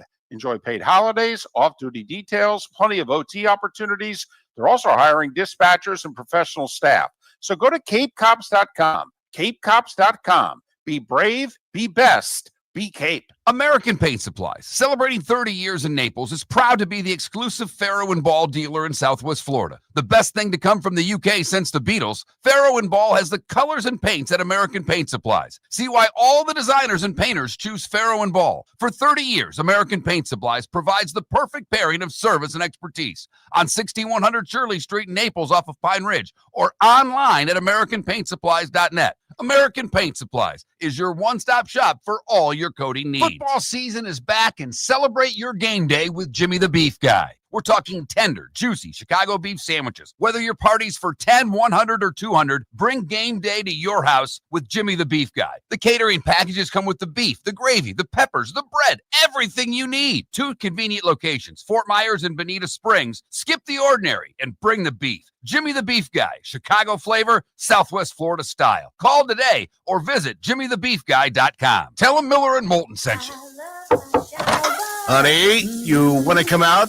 I haven't seen you since Glass Doctor installed our custom shower enclosure. No thanks. Well, you can't keep eating breakfast in the shower, and laminating your magazines is getting expensive. You remember we have guests coming over tonight, right? Oh, I'm sure they'd love to see the shower. It's our neighbors, and I highly doubt they want to be hanging out in our bathroom. The shower's so good, you'll never want to leave. Visit glassdoctor.com today and schedule an appointment online. Mark Miller for Sleep Treatment Direct. They are helping me with sleep apnea. And by helping me, I mean curing me. No more CPAP machine, no more snoring, no more tossing, no more waking up exhausted. Their expert team got me the right treatment, fast and hassle-free. If you want to feel energized and get rid of your snoring, call Sleep Treatment Direct today. 444-1741. That's 239-444-1741. Sleep Treatment Direct. Sleep safe and sound. This is Miller and Moulton.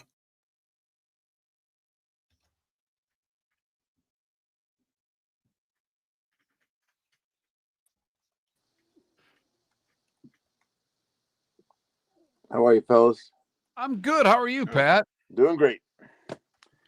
Are you making it down here this weekend for the opener? I'm coming down. Well, I was hoping to come down today, but the weather's disastrous and they've had a lot of flights canceled already. So it may be next week now. I think it will be, because I hate to go down there and turn around in 2 days. I'm already having anxiety about these flights. It's getting ridiculous. But I was supposed to go today, and the storm is still sitting right on top of us. They say it's going to clear out, but it doesn't look like it is. Trees down, wind, rain. No beach left on the Jersey Shore. Are you in Washington, David? I am.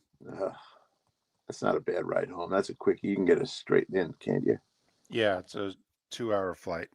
Yep. 2 to 4 today. What time are you leaving? 2:00? Yeah. Yeah. I think everything's supposed to be cleared out by then, but it's not cleared out here. Landing Sunday was interesting in the afternoon. It was pretty windy. There is a band that I'm a fan of, and I saw it's the Red Clay. It is, I can't think. Now I'm having a brain cramp, but they posted video. They were on a private plane landing. They posted video of themselves on the plane while listening to Leonard Skinner, literally thinking they were going down. It was. I mean, it was funny when it was done because they're on the ground. But the Red Clay Strays. There we go. My brain went dead there. But I was howling at these guys. And I mean, they were the one guy's like, man, I threw up a lot on that plane, on a little plane landing yesterday. It must have been somewhere in the Northeast or somewhere in the East. Because my kid's in Raleigh, he got up to a tree laying in front of his door at his apartment. Yeah. I have a big tree at the lake I don't like the way it looks. It's gigantic and it's on the side of a hill. And when it rains a lot and there's wind, I see the erosion exposing the roots. And I've had two guys come and they go, it's too big for me. So I need to get a professional, the guys who do the highway stuff. But try to get those guys this time of year. I can get to that like next spring. So if the tree falls in the house, then what? Well, that'd be bad. Hey, Raider, there in the chat room. There aren't two guys that like the U more than Miller and Moulton. Yeah. Don't lose a game you're supposed to, okay? Because last year you did. You lost a bunch. You couldn't even make the playoff in a horrific ACC. So stop with all of that. I mean, you beat Notre Dame. Great win. You beat Florida. I don't know how good that win is. You beat Florida State. That win doesn't look like anything. Do something in the playoff. You have the best team at the line of scrimmage you've had in, 20 years. The offensive and defensive lines are amazing. I sat all summer and said Carson Beck was the best transfer quarterback in the country. You've got a receiver who's a stud. You can run the football. Those two DNs are studs, and they're going to be studs on Sunday. Don't screw it up. Not ready to give you a national title yet. And to say that the SEC is overrated is laughable. It's laughable. Sorry, he's just posting one comment after another. I had to address it. We don't ignore your comments, but come on now. I mean, you want to talk about the last 40 years, and let's bring up Oklahoma.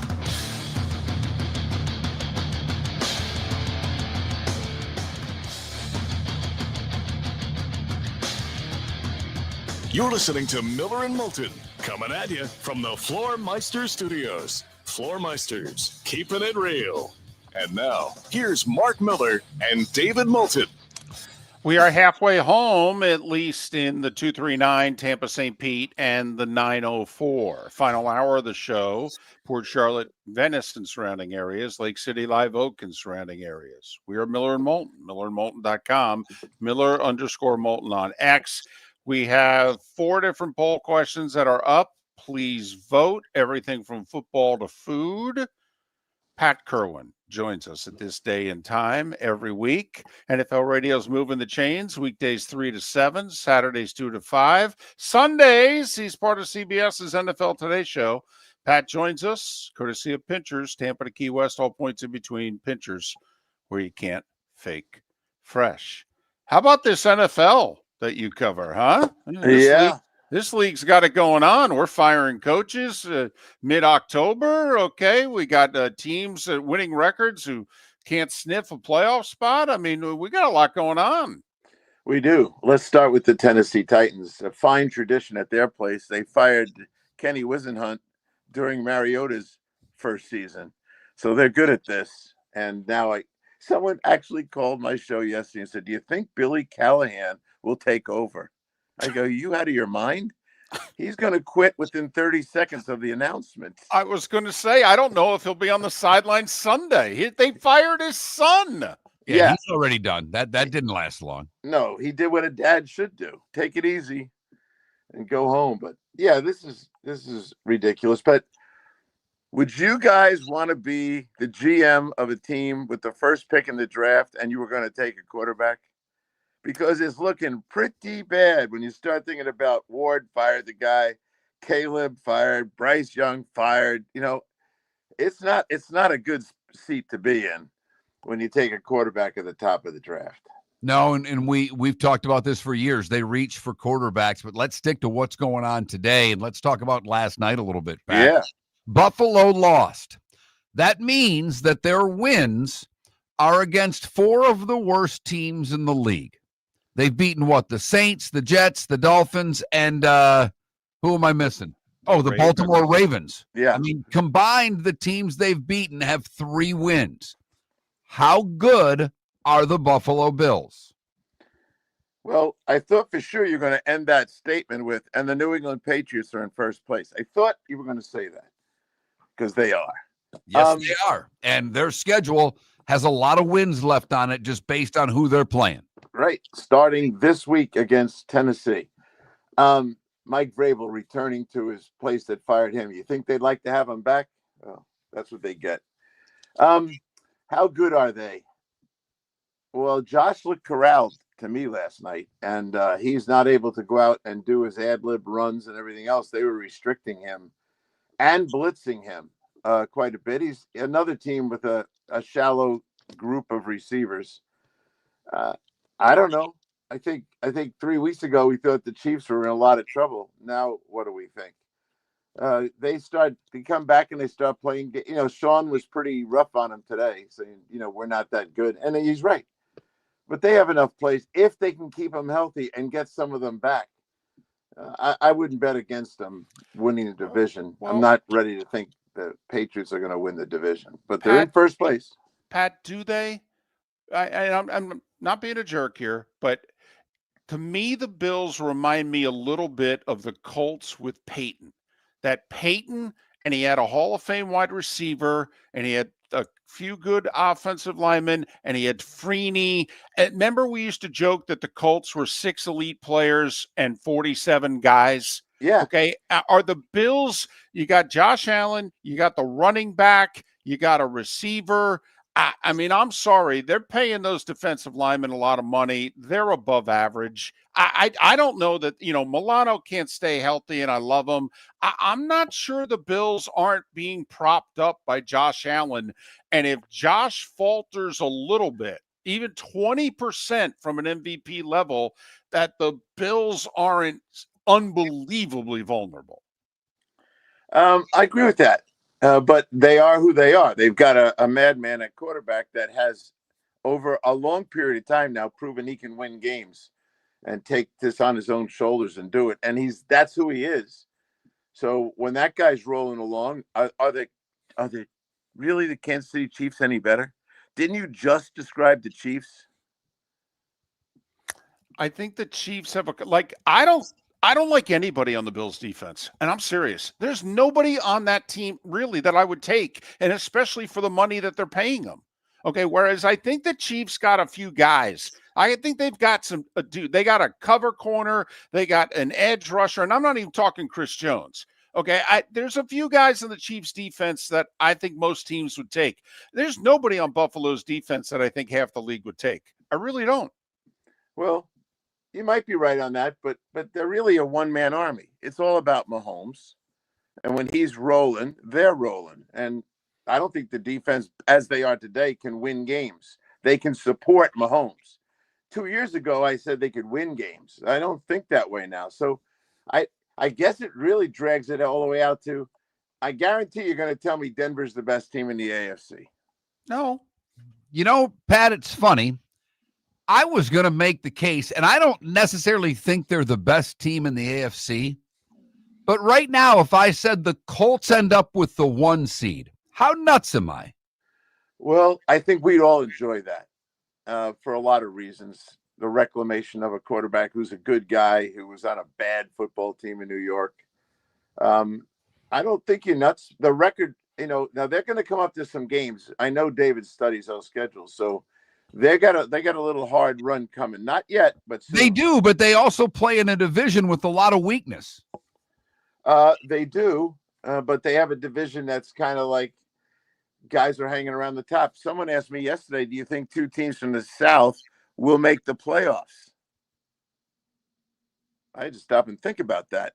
If you asked me that question anytime in the last 5 years, and no, now I have to think about it. And maybe it's because of the weakness that's around them in the rest of the thing. So disappointed in Buffalo, yes. Disappointed in Baltimore, more than I can even describe. Disappointed in the Chargers with their injuries. Look around. I have 10 AFC teams that can be legitimate playoff contenders. But before I go there, did anyone think we would see Penix, Caleb, Dart, Bryce Young, and Drake May all win on the same weekend? No. No. No way. I wonder what the odds are if you took that bet in Vegas. I don't know if I thought all five would play on the same weekend this year. Yeah, okay. I know. But here they are, winners, all of them. It's really something about, maybe that's part of what's going on. I don't think all of them can sustain excellence here. Penix is already talking like they're good. Calm down. Caleb is getting better. Dart is an interesting but not a big body of work. Bryce Young, I don't know if I could trust him, but he's won 3 in a row. Think about that. And Drake May looks like the real deal. So maybe it's another youth movement coming in. You know you're going to get callers who say, see, you don't pay the quarterback, and then you can build a team. All those, collect all the money they're making and see if it adds up to Mahomes. Well, there's one thing to get a quarterback on a rookie deal and find lightning in a bottle. There's another one that gets a quarterback at a discount and takes full advantage. And we're going to talk about him every damn week. It's Baker Mayfield, because he's right now leading the candidates for MVP. They're down their top 3, maybe their top 4 receivers, if you include the guy that was hurt in the preseason, and they just keep on winning. And, you have to hand it to that GM. I know you have Bowles on every week, and he does a hell of a job. But Jason Light needs to be commended, not only for signing Baker, but for the 1 to 53 on that roster. They're able to put guys in at receiver. They did it at offensive line, and they're able to win, Pat. That, we thought Baltimore had the best roster. I don't know if the Bucs have the best roster, but I'm impressed with their depth of their roster, Pat. Well, if you listen when I'm on with Todd, I know Jason a lot too, but we just don't ever have the same GM with the same coach. But I've talked to those guys at length. And I said to them, and I had Todd laughing a little bit yesterday, but I was dead serious. I said, I have to keep your roster with me on Sundays, because all of a sudden guys are catching touchdowns I never heard of from the practice squad. And they come up and they play. And I said this to you guys last week. When they ask their guys, any of the 53 to play, they seem to perform better than most backups in the league. Now, part of that is Baker and the way he plays. And he doesn't really care who he's throwing to. He kind of thinks they all can do it. And 2 weeks ago on this show, I went over Todd's philosophy on the 2-minute drill, which they do apparently every day. And he makes sure every receiver and tight end and running back get reps with the Baker Mayfield 2-minute drill. He said, I'm just not going to get caught. And he's kind of lived by those words and has had to, because they've lost so many receivers, to your point, Mark. But Baker, I'll ask 10 guys who the MVP is right now, and I get 8 Bakers. And me too. Cameron Johnson and Tez Johnson. Yeah. Catching the touchdown passes. By the way. Did you have to look that up? Because I knew Tez from the Senior Bowl.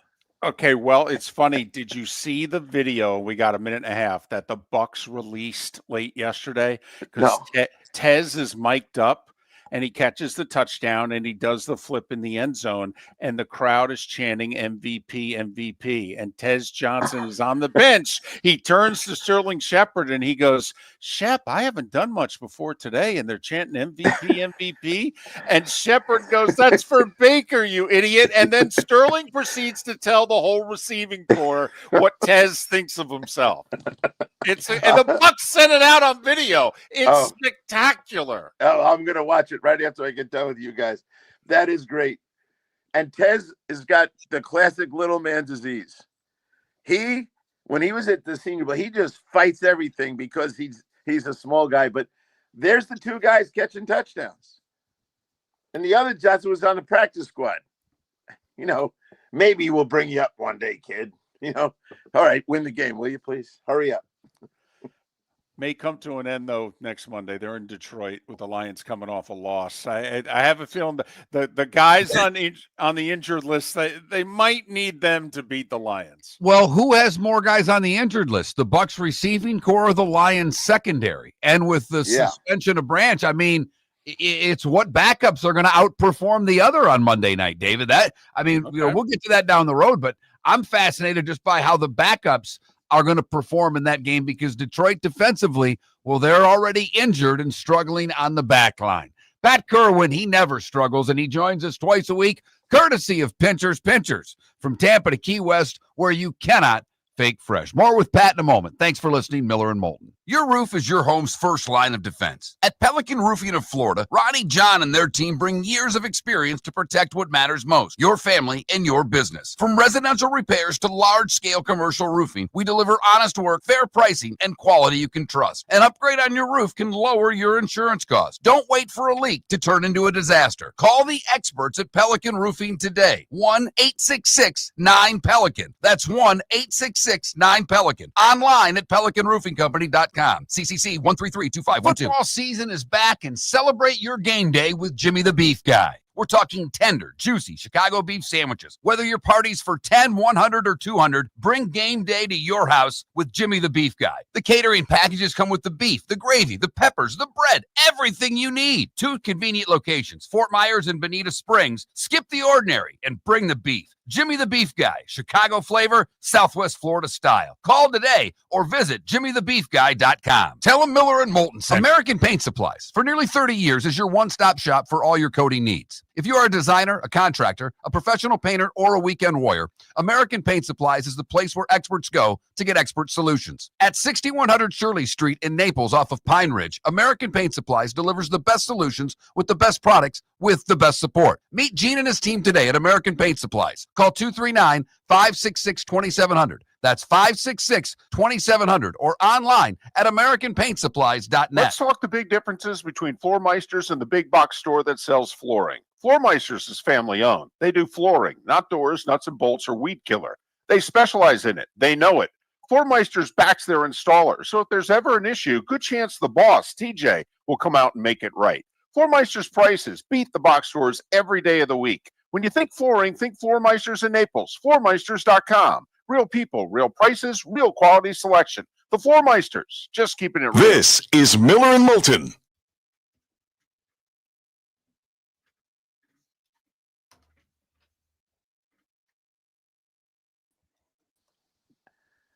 This is right to you, David. How long do you think the guy at Indiana is going to stay there? Okay. I think he's going to retire there. And I think we had this discussion on Sunday. It was a heated text exchange. A lot of fun. I think he's now. If I'm Penn State, when Florida fires their guy, I'm throwing money at Cignetti. I'm getting him now. Yep. But David does bring. He's 64. Does he leave? I get it. Well, at the very worst, he's going to make Indiana double his pay. Oh, there's no doubt. Now those guys are throwing money at kids like you wouldn't believe. You talk about once you have that cash cow, you can become the Indiana of the world, and they got it. Here's why I think Cignetti stays. First off, he has everything he wants. Could it be better somewhere else? Maybe, but he knows he can win and win big where he is now, and he's 63. Two, Indiana was the first big school to give him a shot, and I do think it means something with him. Three, he's very fond of himself. Okay. Yeah. All right. He is very fond of himself. And they're talking about naming things and building things after him at IU. If he goes anywhere else, they're not going to talk like that about Kurt Cignetti. That's why I think he plays this out, okay, and he walks away 5 to 7 years down the road, and he takes his bows.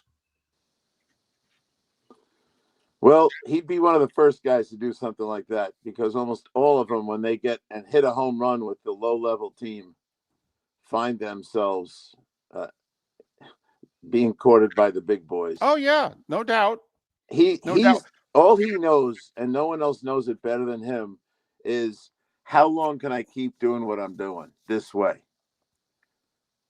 You know, the big timers, you guys know better than me, but they're going to keep rolling in to Penn State. They're going to keep rolling into the big Southeast Conference schools, and they're going to pay like crazy, and he's going to get his staff paid. That's why, what's his name? Bielema left Wisconsin, right? They wouldn't pay his staff. Yeah, it was against, I think it was part of the legal process. Like there was a state law in Wisconsin. Here's right, and that's why he left for Arkansas. But Pat, here's the difference at IU.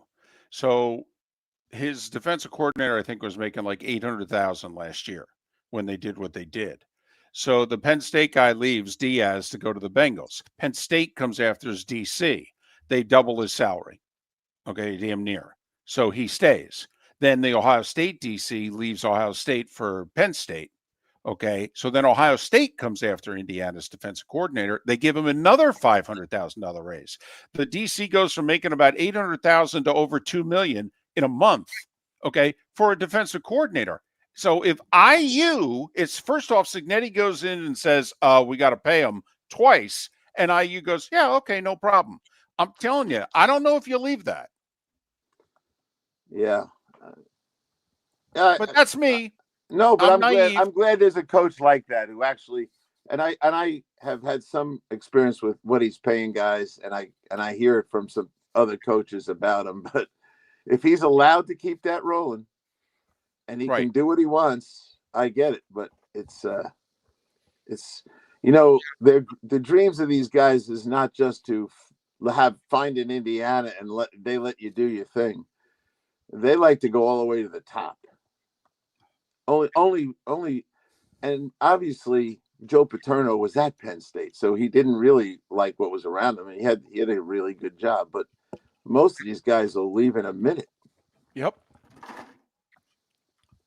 And Joe Pa did it when you could have 100 scholarships. There were different rules then. I mean, Woody and Bo, as great as they were in the Big Ten, they kept everybody. They wouldn't let you go to Indiana. They wouldn't let you go to Michigan State. They had 120 scholarships, and they just did what they needed to do. So the rest of the Big Ten couldn't get a player. And they would tell the high school coaches, we're done with you if you don't give us all your players. It was just different rules. Yeah. Welcome back to Miller and Moulton. Text the guys what's in your mind at 21,000. That's 21000. And now, here's David Moulton. Our remaining moments with Pat Kirwan of NFL Radio's Moving the Chains and CBS's NFL Today show. Pat and Matt Baker, who's coming up at the top of the hour, and all our guests join us on the American Paint Supplies Hotline, your one-stop shop for all your coating needs. Pat's twice-a-week appearances are brought to us courtesy of Pinchers, Tampa to Key West, all points in between. Pinchers, where you can't fake fresh. So you answer what's on our mind when you sit down with us at 8 a.m. on Tuesdays. Just curious, when you sat down at 7:55 on this Tuesday, what was on your mind? Well, I like to humor myself whenever possible about events of the weekend. And my lead laugh was Rico Dowdell telling Jerry Jones, you better buckle up. And then Jerry's response is, my guys are shaking in their boots in the locker room. Well, They weren't shaking hard enough because Rico, he delivered. I enjoyed that as much as anything. The Goff play, and you think about, it's pretty clear it was never covered, and maybe no one really understood it. I had a guy call yesterday and say, and I said, "Let me guess, you're a Lion fan." He goes, "Why do you know that?" I go, "Because you said you saw him pause." He didn't pause. He didn't pause. He didn't pause. They said He didn't pause. only a Lion fan who's blind faith would lead him to say you can point out when he paused. So that made me laugh as well. Brian Branch, what can you say? I tried to throw the Denver stuff at you guys, and I didn't get a bite. Like the 30 sacks, the way the quarterback's playing now, the state of affairs. The way the quarterback's playing now, Pat. He played good against Cincinnati and had one good quarter against Philadelphia. Well, the way the quarterback's playing now, well, I'm not sold on Bo Nix. I'm not sold on Bo Nix, but he is a weapon, and he can run, and he's being coached by a guy that's just going to keep getting to be better. I don't see a flaw in that guy. I just see him growing into the job as a second-year player. And so I look at that team and go, I really still believe Kansas City will win the division, but I don't really want to play Denver. So does Vegas, by the way, because Kansas City is still the favorite. Next 5 for the Broncos are the Giants, Cowboys, Texans, Raiders, and then the Chiefs. So can they string along 4 more before they play Kansas City in mid-November? That's what I'm interested in, because it looks like Kansas City's starting to figure things out. I think they've got it figured out, and they had a couple of growing pains and getting Chris Jones back on track. They're getting Rashee Rice back. Someone said, well, it's going to take him a few weeks. I said, no, it's not. He's going to be ready and rolling here. What do you think he's been doing the whole time he's been home? He'll be fine. Yeah, he's not coming back from an injury. No, he's coming back from a rest. I'll leave it at that. And I didn't say arrest, but we could put it there if we wanted to. So I look at, and you tell me, like the AFC, I reeled off those teams to you. Are we throwing Houston out yet, or are they going to climb back in this race? Well, this is a big, first off, they still have many division games left, so you can't rule them out, number one. Number two, coming off a bye, aren't they at Seattle this week? I think they are going there. To me, this is one of those games. Like when Denver went into Philly, we all went, oh boy. Okay, if Houston comes out of their bye and goes into Seattle and wins, and I know Seattle's lost 2 home games this year, but that then would be a sign that, okay, Houston's recovered from their early season funk. I think it's a bad matchup, their offensive line against Seattle's defense, but that's why I'm not burying Houston just yet. Me either. And I don't know how far they'll go, but I'm with you on that totally. I think the picture in the NFC is clearer. If you try to just say these 7 teams will make it. So I don't know. It's fun to watch. I mean, did anyone, me for sure, didn't see it coming. The teams that lost last week and who they lost to. Penix beats Buffalo. Caleb beats Washington. Dart beats Philadelphia. Well, I'm glad you brought up Dart beating Philadelphia, because I'd like to talk about the Eagles. You brought it up last week. Their offensive production is way down. I mean, way down. Another new coordinator, and this offense does not look to have a rhyme or a reason to it. When you see the Eagles right now, tell me what you see, Pat. I don't see their core principles in action all the time, which is the power run game, complemented by a quarterback running behind an outstanding line. I don't see the line right now. Some of the blocking's been shaky. To sack that quarter, who's athletic, sack him 6 times 2 weeks ago. And then I saw the run after those 2 runs early in the game. I saw a lot of not moving the defense at all. So the line does not look like it has in the past. I think the left tackle's not having one of his better years. I'll leave it at that. There are question marks on the interior. And then you have all the crying and moaning about the receiver game. It's clear that the receiver would prefer to be in the Hall of Fame than win Super Bowls. And 2 years ago, 23, the guy had 158 targets and 106 catches. Then last year, it fell off to 67 catches, but they won the Super Bowl, so he kind of laid low. He knew it wasn't the time. But this year, he's already whining. And then they tried to be a passing game team 2 weeks ago, and they got exposed. They're not. So if they're not a power run team and a quarterback ad libber, what are they? I don't see it right now. The offensive coordinator, though, new, promoted from within. He is trying to change, though, what was a winning formula. He's trying to put Jalen under center more. It's trying to throw a touch more earlier. It does seem as if he's not following the Kellen Moore blueprint from a year ago. Yeah, that's the head coach's fault. The head coach knows what he's got in that running back, and they're not sticking with it. Bill Cowher says it every week to me. It's not how many yards per carry. It's how many times you give the ball to him. And I don't see their commitment to it. Do you guys see a commitment to the run? No, not at all. So and I'm wondering if the line slipped, Pat. That's my question. If you study the line, and we might do a little special on that this week. If you'll start to see things that are a lot different than it was. Go back and take any of the big rush games for Barkley last year and watch the line play. And now watch it. And you'll see a significant difference.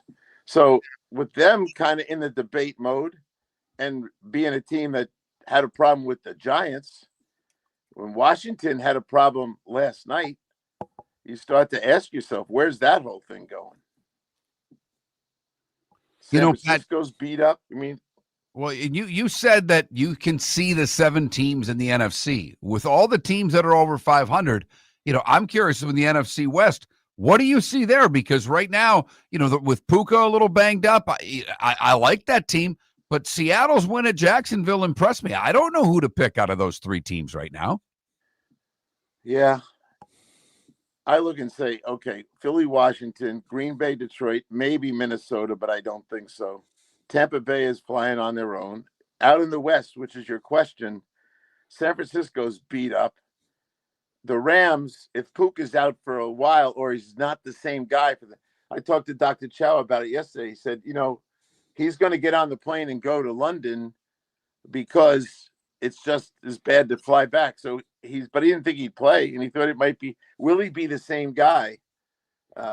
I'm not so sure. But Seattle, to me, is kind of like the quiet one that has a lot going on that looks fairly positive to me. Darnold and how he's operating, the defense. They've got some pass rush up front and some guys that can run the good defense. So I don't know. The question I ask myself is where are 2 teams coming from? What division will provide 2? Well, the North will, Green Bay and Detroit.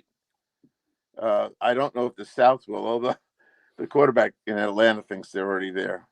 Well, there are 3 teams with winning records and 5 teams in the NFC that are 500 or above who would miss the playoffs as of today. He's Pat Kirwan, NFL Radio weekdays, CBS's NFL Today show on Sundays.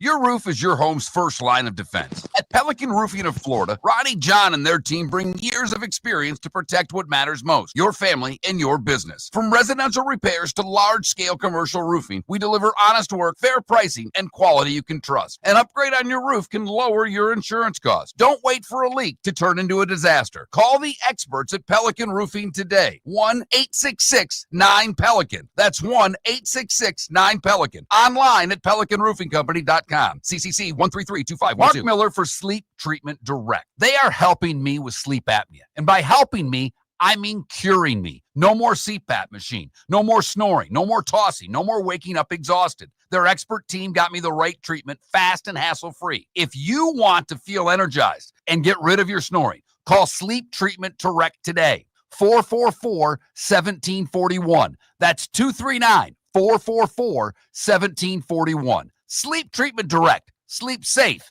and sound. American Paint Supplies, for nearly 30 years, is your one-stop shop for all your coating needs. If you are a designer, a contractor, a professional painter, or a weekend warrior, American Paint Supplies is the place where experts go to get expert solutions. At 6100 Shirley Street in Naples off of Pine Ridge, American Paint Supplies delivers the best solutions with the best products with the best support. Meet Gene and his team today at American Paint Supplies. Call 239-566-2700. That's 566-2700 or online at AmericanPaintSupplies.net. Cape Coral Police Department is growing and they want you to be a part of it. They're hiring new officers. Starting pay is between $74,000 and $90,000 depending on your experience. And with a $10,000 hiring bonus, you can be making $100,000. Enjoy paid holidays, off-duty details, plenty of OT opportunities. They're also hiring dispatchers and professional staff. So go to CapeCops.com. CapeCops.com. Be brave, be best, be Cape. This is Miller and Moulton.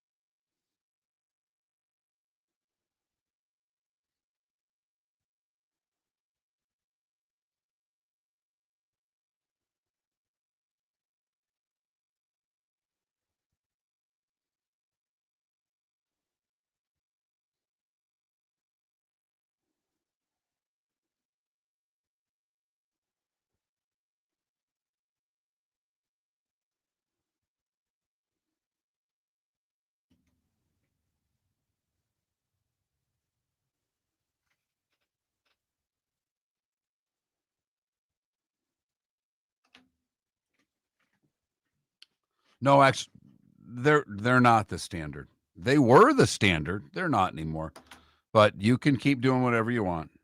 I will say, you're dominating the chat room, talking about things that others aren't interested in. I don't ban people very often, but chill. Okay? Chill. The SEC puts more players in the NFL every year than any other conference, and it's not close.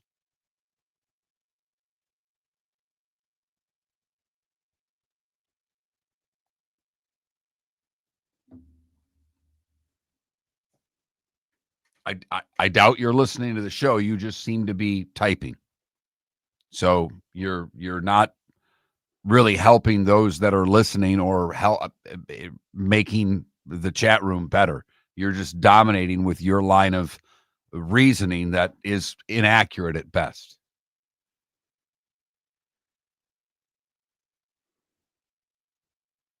Miami hasn't been the standard in college football for a long time. With the 2001 team, David, is that the greatest college football team ever? That and the 95 Nebraska team. Right. But I think it's the 01 Canes. That's 24 years ago, by the way.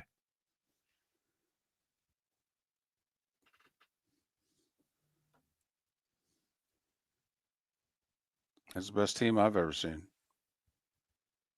The 01 Canes.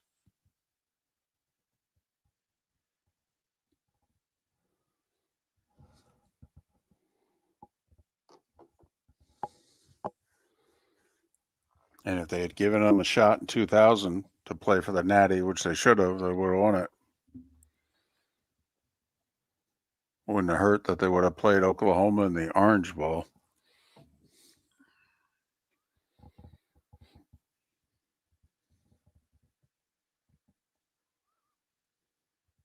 No, you don't, Yinzer. But we answer everybody in the chat room. Yeah, both YouTube and Twitch. A lot of people have left Twitch and gone to YouTube. So We see all the comments.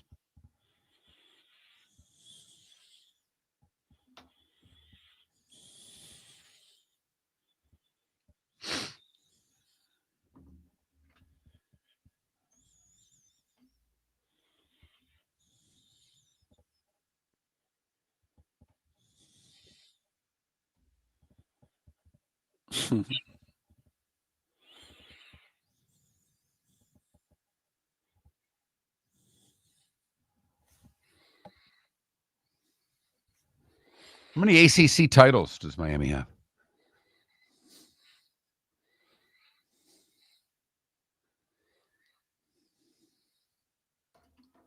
Just curious. I'll hang up and listen.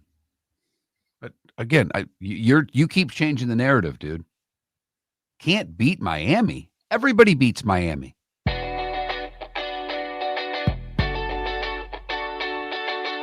You're listening to Miller and Moulton. And now, here's Mark Miller and David Moulton. 22 minutes until Matt Baker will join us. He writes for The Athletic these days to talk college football. Miller and Moulton, millerandmoulton.com, Miller_Moulton on X. We took a few days off from poll questions, and Mark Miller said, let me get caught up. I'm like the city's cops that, they deny it, but come on, we all know they got to write a certain number of speeding tickets a month. Okay, there's revenue tied to them, and we fell behind with our poll questions. Mark said, let me get caught up. First off, I got the two Shoeless Shows questions, for the featured games at 1 and 4 o'clock coming up this Sunday. You get to pick, which game do you prefer? Right now, of the 4 o'clock games, the Colts and the Chargers are winning. That's very interesting because the Cowboys are part of that poll question, and they're a distant second. Never mind the 1 o'clock games. The Dolphins are involved. The Bears are involved. The Chiefs are involved. And yet, it's the Eagles and the Vikings that are leading in a huge way as the 1 o'clock game that folks would like to see. Our football question, better job, Florida or Penn State? Vote. Right now, Florida, 58 to 42%. Okay. All right. And then Mark's favorite question. Mark, what's your favorite question? It's National Dessert Day. Which of these is your favorite? The wrong answers are cake, cookies, and pie. The correct answer is ice cream. And most of you agree. Ice cream is winning. Okay. Not over 50% of the vote, but ice cream is winning. All right. I voted cake. It was tough. Really? You voted cake. And I don't think ice cream made your top three. Because you jumped out with cookies right off the bat. Like cookies. When I said dessert, you went cookies. No, I mean, you fired it out. I have no problem with that. I said cookies because you fired out ice cream, pie, and cake. And I know we like to put 4 choices up there. So I said cookies because I thought that would be the good 4th choice. That's why I said cookies. And cookies holding its own ahead of pie. Pie in last place. That will disappoint my wife. She would take pie first. I would rank cookies last of the 4. Really? Yes. And I'm a big pie fan. Although really apple, though, right? You like apple pie. You don't like all pies. You want your pie to be apple. Right. I grew up with a lot of lemon meringue. My grandmother was big on lemon meringue pie. Okay, so I did grow up with that. Man, is that sweet. Woo. I thought for sure you would say you grew up with a lot of apple pie because that's what they serve at the McDonald's drive-thru. Boom. No. It wasn't a joke. I was being serious. You know what's funny is I never ordered the apple pie from McDonald's. Well, then the roof of your mouth is happy because whenever you had one, you basically needed to be taken to the hospital for burns. So, but I voted cake. My grandmother made a lot of cakes. They were always sitting. My mom's mom made a lot of cakes. They were always sitting right there. Okay. You walked into the kitchen and boom, there it was on the table. It's like, oh, look at that cake. And she would just simply say, you cannot have it until after dinner. It's like, oh, come on, Grandma. You can't just put it right out there. And it was clear too. Okay. It was a clear glass top Yeah. sitting right there. Come on, Grandma, you can't do that to me. She goes, get out. Get out. Very softly, very polite, but get out. Chocolate cake? Oh yeah, try it with all different kinds of ice cream. But oh yeah, it was oftentimes chocolate cake and then like vanilla icing. Interesting. So those are our poll questions. That Mark Miller, the David Moulton, Miller_Moulton on X. The Pelican Roofing of Florida text line is always open. 21,000 is the number. The keyword is Miller. Pelican Roofing of Florida throughout the great state of Florida. Commercial, residential. Call 1-866-9-PELICAN. Be sure to tell them that Miller and Moulton sent you. All right, rapid fire questions. There are no wrong answers because it's your opinion. All right. Scale of 1 to 10, 10 being the house is burning down to the ground. Level of trouble you think the Bills are in, 2 losses in a row to the only 2 teams with a pulse so far on their schedule. 2. Okay. 2. They're winning that division. I love the Patriots schedule. I think Drake May can play. I know Vrabel can coach. But at the end of the day, am I going to bet on Josh Allen or Drake May? I'll still take Josh Allen. They're going to win the division.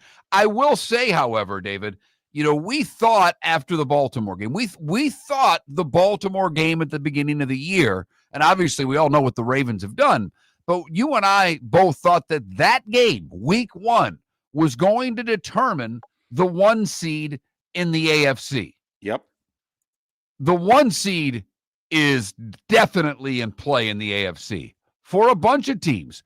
I disagree with Pat on the Colts schedule. I kind of went through it quickly. Yeah, they've got some tough games on there. Everybody's got tough games. But, David, do you need 13 to get the 1 in the AFC? Or is it going to be the right 12, if you know what I mean? And let me tell you, Chiefs would like to know the answer to that question because the Chiefs at 3-3 are sitting there going, I think we can put up 12. And I don't know if the they right can. 12. A lot of division games. But Right. that, when I look at that division, the Chargers are going to get healthier. They're getting the running back. They're going to get one of the linemen back. The Chargers are still a formidable opponent. They're not as good as they were. The Broncos have a really solid D. I mean, they have the best defense in the league. Prove me wrong. But I don't trust that offense. We saw what they did against the Jets. You take away 5 quarters for Bo Nix, he misses a lot of receivers. He doesn't throw a good deep ball. So I like the Broncos a lot. I think they right now, if I were to bet on someone to be the 1, it would be between the Broncos and the Chiefs. But I'm telling you right now, look out for the Colts. The division they're in, the way they're playing, the Colts keep stacking up victories. So the 1 seed, while I think the Bills clearly are going to win their division, but the 1 seed still in play. And with the way the AFC North is, do I think Pittsburgh's good? No. But are they going to be able to win 12 this year? Maybe. Remember in 2019, the Tennessee Titans were the 1 seed with Ryan Tannehill heading into the playoffs. Okay, well, not 2019 because that was Baltimore, but I think it was 2021 with Tannehill and the Titans, and I think they threw a 13-4 on the board because they had beaten Buffalo, they had beaten Kansas City, so they had beaten the 12-win teams, and that's why they were the 1. And I do wonder, could a Pittsburgh, could an Indianapolis, could they replicate what the Titans did? We didn't think the Titans were the best team in the AFC, but when the regular season was over, we looked up and we went, I'll be damned, the Titans are the 1. And that's what I'm thinking of when I think of what could be in the AFC this year. All right, another question. Level of concern for the Commanders to make the playoffs. Very interesting game. Washington at Dallas this coming Sunday. A 3-3 team against a 2-3-1 team. And to the loser, do we begin to draw a line through them and cross them off as a serious playoff contender? Your level of concern for the now 3-3 Commanders?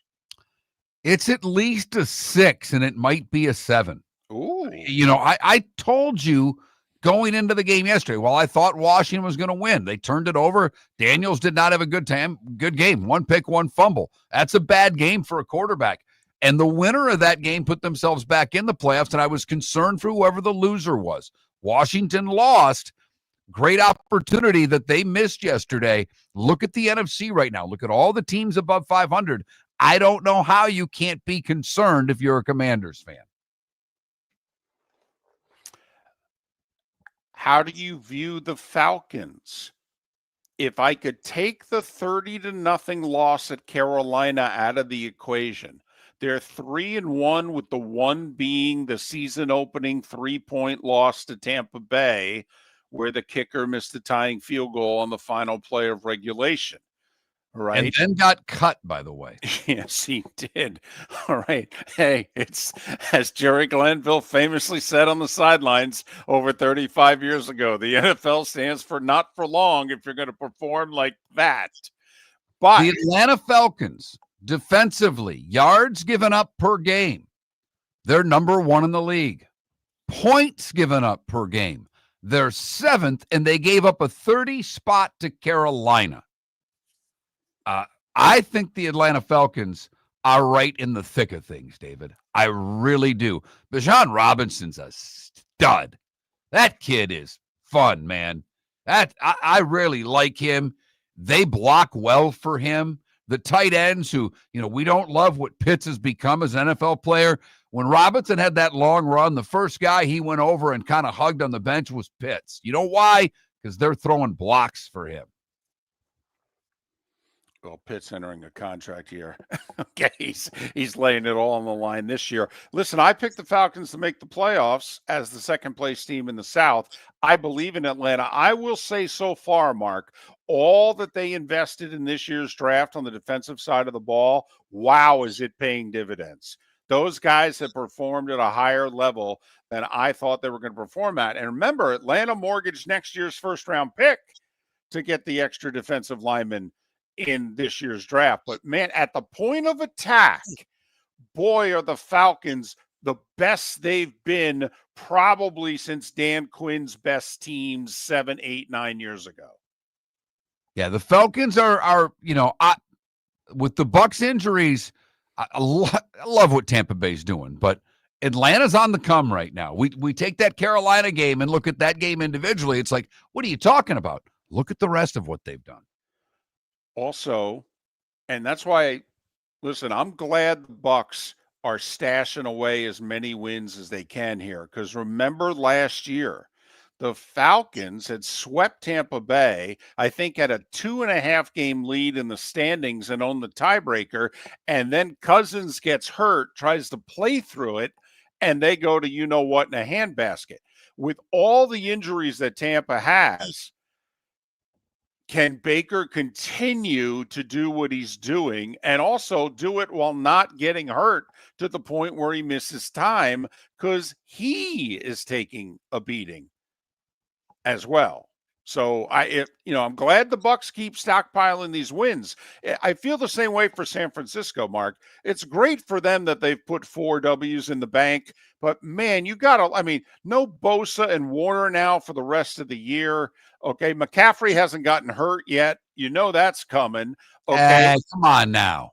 You do. I'm sorry. Okay, both quarterbacks have been hurt. Okay. By the way, Mac Jones has been tremendous. That effort that he put forth Sunday, he couldn't throw the ball all week. Now think about how well he played. Anyway, right now, believe it or not, I would pick Atlanta to make the playoffs over the Niners. That's how concerned I am about the Niners roster depth. They'll get some of the players on offense back.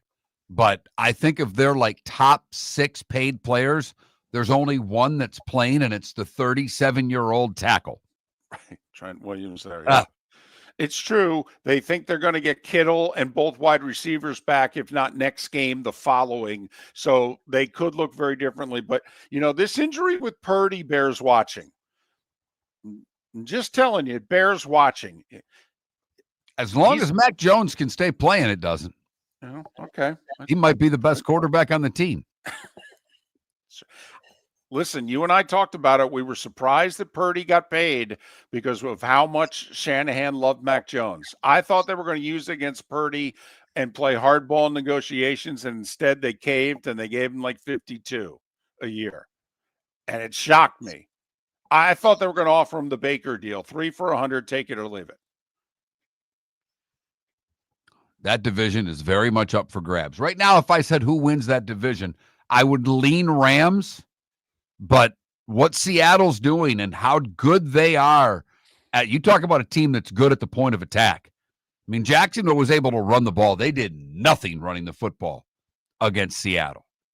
And Seattle has a good 1-2 combination in the backfield. I think Kenneth Walker is a really good running back, and that Charbonneau is not too bad as a number 2. Big game. Big game. Key regular season game late in the year. Stafford, Purdy, or Darnold? Who do you trust the least?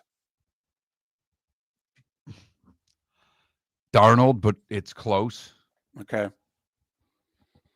It's Darnold. Till proven otherwise, it's got to be Darnold. Still got that Lions regular season finale game last year in my head and that playoff game against the Rams. Game. Right. I'm with you. But, you know, he's going a long way to change his career narrative. It's amazing what Baker and Darnold, drafted 1 and 3 in the same draft, have done for themselves in the last couple of seasons. Unlike team number 4 for both of them. The resurgence of quarterbacks and the young quarterbacks. They're the early storylines in the NFL. Miller and Moulton will switch gears. Matt Baker to talk college football. He's next. Your roof is your home's first line of defense. At Pelican Roofing of Florida, Ronnie John and their team bring years of experience to protect what matters most, your family and your business. From residential repairs to large-scale commercial roofing, we deliver honest work, fair pricing, and quality you can trust. An upgrade on your roof can lower your insurance costs. Don't wait for a leak to turn into a disaster. Call the experts at Pelican Roofing today. 1-866-9-PELICAN. That's 1-866-9-PELICAN. Online at pelicanroofingcompany.com. CCC 1332512. Shoeless Joe's Sports Cafe, inside the Doubletree by Hilton. Bell Tower Shops, Fort Myers, a classic sports bar with an outdoor deck. Then in October, we'll have all the playoff baseball. College football, they are home to the Ohio State fan club. NFL action, the start of both the NHL and NBA seasons. Never mind trivia, karaoke, bingo, all part of the entertainment package at Shoeless Joe's. Good food, good times, good sports. Bell Tower Shops, Fort Myers. For over 50 years, the Nolan family has been dedicated to protecting local families. Nolan Family Insurance is a second-generation independent agency that specializes in home, flood, auto, and boat insurance. They take the time needed to explain your coverage options and answer your questions so you can make an informed decision that's right for you. If you're looking for an agency that treats you like family, call 941-639-1122 or go to nolanagency.com. That's 941-639-1122 or nolanagency.com. Let's talk the big differences between Floormeisters and the big box store that sells flooring. Floormeisters is family owned. They do flooring, not doors, nuts and bolts, or weed killer. They specialize in it. They know it. Floormeisters backs their installer, so if there's ever an issue, good chance the boss, TJ, will come out and make it right. Floormeisters prices beat the box stores every day of the week. When you think flooring, think Floormeisters in Naples. Floormeisters.com. Real people, real prices, real quality selection. The Floormeisters, just keeping it real. Think we only fix windows? Think again. Your local Glass Doctor Home and Business does so much more to upgrade your home. We custom build stunning shower and bath enclosures, install sleek glass doors and windows, and can bring fresh life to foggy or cracked panes. Need a glass tabletop or a statement mirror? Yep, we do that too. If it's glass and it's in your home, we're the team to call. Call the Glass Doctor, we fix your pains. Oh, yeah. American Paint Supplies, for nearly 30 years, is your one-stop shop for all your coating needs. If you are a designer, a contractor, a professional painter, or a weekend warrior, American Paint Supplies is the place where experts go to get expert solutions. At 6100 Shirley Street in Naples off of Pine Ridge, American Paint Supplies delivers the best solutions with the best products with the best support. Meet Gene and his team today at American Paint Supplies. Call 239-566-2700. That's 566-2700 or online at AmericanPaintSupplies.net. This is Miller and Moulton.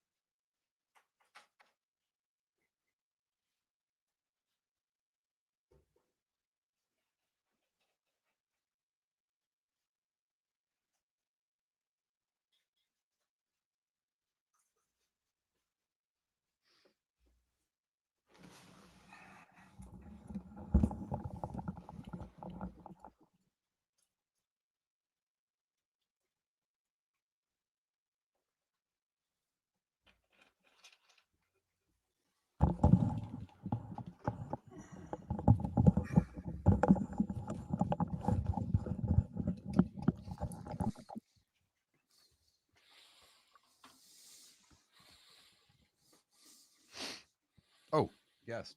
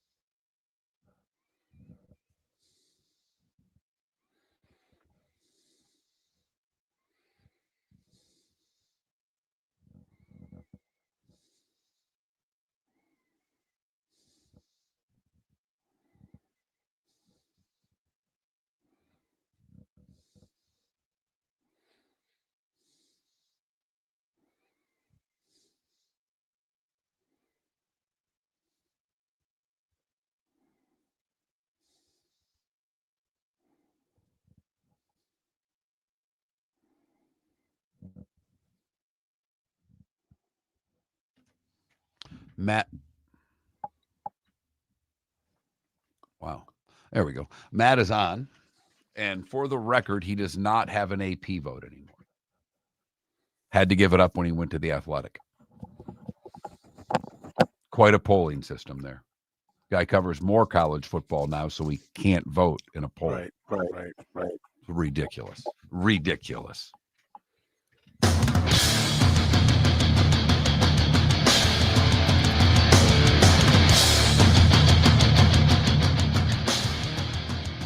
You're listening to Miller and Moulton, coming at you from the Floormeister Studios. Floormeisters, keeping it real. And now, here's Mark Miller and David Moulton. It is the bonus hour of Miller and Moulton in the 239, the 904, and Tampa St. Pete. We thank you for joining us. Miller and Moulton, millerandmoulton.com, Miller_Moulton on X. We've got 4 poll questions up, including today's National Dessert Day. Pick your dessert of choice. The Florida or Penn State jobs. Which do you find more desirable? Gators or Nittany Lions? Vote accordingly. The vote, even though we're broadcasting throughout Florida, closer than I think many would expect. Matt Baker covers college football, college sports for The Athletic. You can follow him on X at Matt Baker CFB, Matt Baker CFB. Matt, it's David and Mark. Thanks for doing this. How you been? I'm good. Appreciate you having me on. Well, we always like having you on. Matt, I got to start. One of the things that you say, you're an Indiana native. I know you went to Northwestern, but as someone who grew up in Indiana, when you see Indiana football ranked 3rd in the country, and you could argue it could be higher, what do you think about that? It does not compute. It just doesn't. Like, the idea, I cannot tell you how irrelevant Indiana football was to my childhood. And I grew up about 45 minutes away from Bloomington, okay? It's not just that my dad went to Notre Dame, my mom went to Purdue, so we weren't big IU people. It's not just that. It's just that, growing up around, you didn't see Indiana football shirts around town. I don't know if I know any of my friends growing up who went to an IU football game. Basketball, for sure. Everybody knew Bobby Knight and all that stuff, but that was a thing. Football, no, it was just so completely irrelevant and not a factor. And to think that now, not only are they relevant locally back home, they're relevant nationally. And the win over Oregon the other day, it was not a fluke. It was not a quarterback, a superstar quarterback throws 5 touchdowns. It was not a 2 pick six and 3 fumbles go weird bounces, fluky thing. It was nothing like that. Indiana played better. And the fact that Indiana would go to one of the toughest places in the country against a premier program and a premier coach and just beat them, it's still just mind-boggling for it's hard to understand, but hey, good for them. That fan base, it does exist. It's a proud school. It hasn't had anything to cheer about in football in a long time other than last year, and so good on them. I hope they all enjoy it. How much of this can other schools copy? Because you have to think Kurt Cignetti has made life absolutely miserable for about 50 different coaches and ADs out there. How much of everything that's happened in the last 18 months, from hiring him to him bringing 13 guys with him from a very good, obviously overlooked, underrated James Madison team at the transfer portal, that world that we live in. How much of this that he and they have done can other schools, in your estimation, do? That's a great question. I don't have a great answer for it. Some of it for sure, right? We've seen it, a smaller examples. A coach goes from one school to the next and brings the quarterback, or an offensive coordinator goes from one school to the next and brings the quarterback, right? Like that, Oklahoma is a good example of that. So that's something that we've seen and it happens and it works on the micro level. To do that with a good chunk of a roster from an upper tier G5 to a Power 4, I don't know how often that's happened. I don't know how often that's sustainable either, because you have to just hit on all those guys. And it seems unlikely. It seems to me, I guess, some sort of kind of a perfect storm. Curt Cignetti is probably one of one. Maybe there's a couple, but he just seems like a one of one type guy. Everything from his evaluation to program building to his persona, all of that stuff. I don't know that part's sustainable or copyable, I guess I should say. But the other part of what you were saying is accurate as well, where you look at a program like you look at Florida, right, where you can't say Billy Napier hasn't had enough time when you look at what Curt Cignetti did in 2 years, right? Like if the way turnarounds have happened so quickly at certain places, North Carolina is another example. UCF, depending on how that works out. You can't be a bigger, quote unquote, bigger program or even a peer program and say, well, we need more time. When you look at Indiana, arguably the worst Power 4 program in the country historically, and say, well, they made it to the playoff in year 2 and might be a top 4 seed in year 2. So like it messes up the curve for everyone else. Everybody, myself included, everybody but my co-host has rumored or thought about Cignetti going to Penn State. Pat Kraft, their AD, in his statements yesterday, one of the things we said is that this person has to fit Penn State, has to have the toughness, the blue-collar work ethic, and the class that defines this institution. Does Cignetti fit that bill? Maybe, maybe not. Probably to some degree. I think Curt Cignetti would be a better fit at Florida, honestly, or a program like that, because Florida wants their coach to have some swagger. I think at Penn State they want you to play nicer a little bit. The other part of that is how much does it matter, right? Where if you win, nobody cares. If you lose, being the nicest guy in the world or the toughest guy in the world or having all that swag, that doesn't matter either, right? So the Cignetti thing is interesting. I understand why it's a thing. Cignetti's from Pittsburgh, so obviously there's some ties to the state, ties to the conference. He coached at Indiana University in Pennsylvania, so there's a lot of things that make sense. Here's the thing that I don't feel like is getting talked about enough on this. A, not only is Indiana really good, but B, they're probably a playoff team. If they're a playoff team, how do you hire him? How could he leave a playoff team? How does the timeline line up? Like, there's a lot of issues and complications with that I'm not saying it would take him out of the market, but I think that would be very, very challenging. If you had to rank the top 3, not that it matters, but just kind of curious, do you do it based on when you had an AP vote? Did you do it based on resume purely, or did you also take into account just, well, I don't know, I think they're better? Because it would be fascinating right now. Who do you rank 1, 2, or 3? Ohio State, Indiana, or Miami? They all have things that they can stand on for any argument. Oh, they absolutely do. When I saw Miami against Florida State, a week and a half ago, I love thinking Miami could absolutely win a national championship. It's been a long time since I've thought that, but I looked at that team as, this team has it. Now, they could still do the perennial Mario Cristobal face plant, but I don't think that's going to happen this year. I don't. I think Miami's good enough where they'll be in the playoff and with a chance to make some noise. Obviously, Indiana, we just talked about. Ohio State has been really boring because I think other than Texas, they've just crushed everybody. So they've been boringly excellent. So I think I would lean more Ohio State, but to actually answer your question, I leaned more into resume, but there is art to the science as well. So there is some of it like these three are about the same. Who do I think would win head to head? Like that type of stuff. Is there a common opponent that matters? Right. All those type of things. What do advanced metrics say? But yeah, some of it is you just kind of go with your gut and look and say, I saw this team with my own eyes. I think they're a little bit better, so I'm going to go with that. There are 3 undefeated teams in SEC play. We all know Alabama lost to Florida State. Ole Miss, A&M, and Bama are all currently undefeated in the conference. If I just leave it with those 3, who's the best team in the SEC in your estimation? I lean Alabama, just because since Florida State, they've been really, really good. They've got the win at Georgia. It just had a nice win at Missouri, which is at least a solid team, probably better than solid. And then Vanderbilt, which is, again, a good team sandwiched in the middle. So I feel better about that. The Florida State one is a head scratcher to me because not only of the Alabama part of it, but the Florida State part of it as well, right?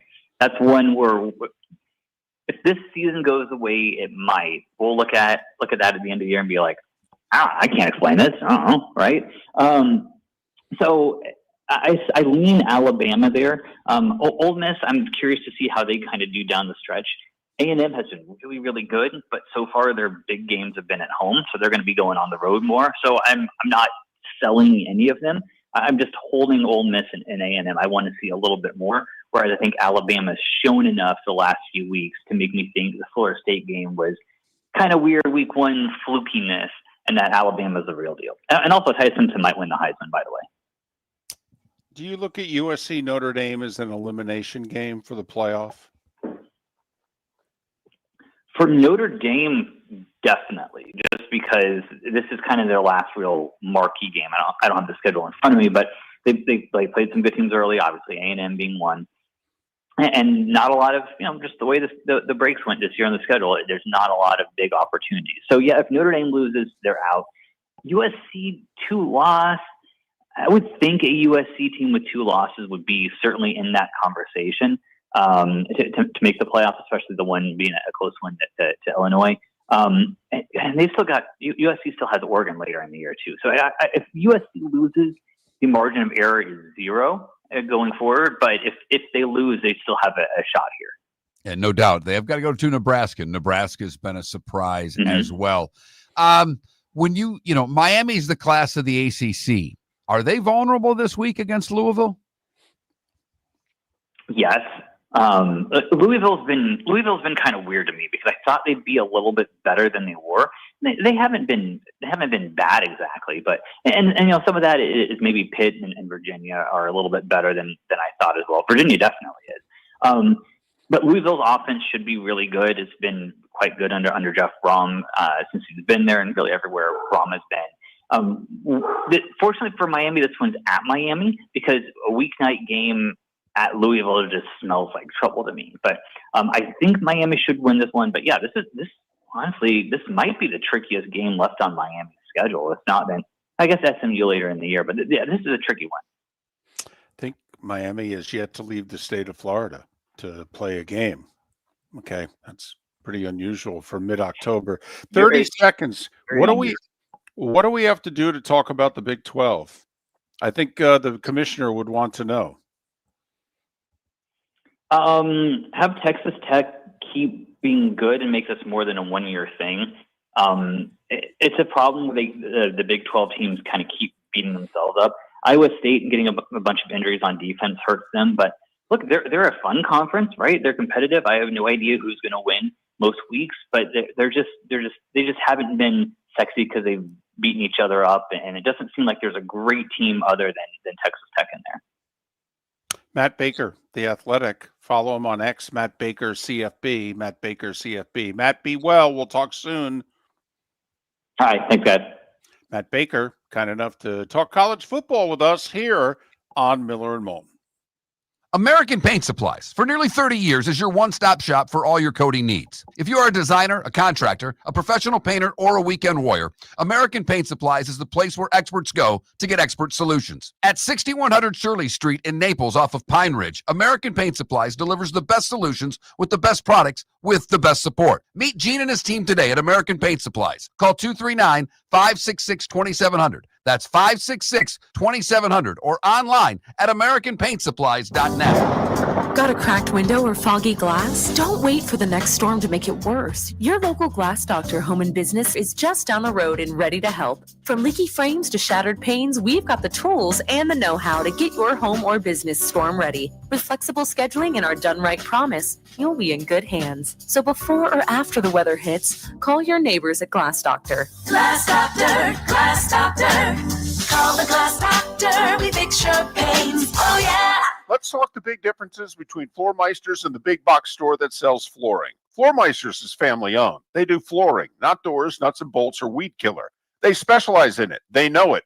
Floormeisters backs their installer, so if there's ever an issue, good chance the boss, TJ, will come out and make it right.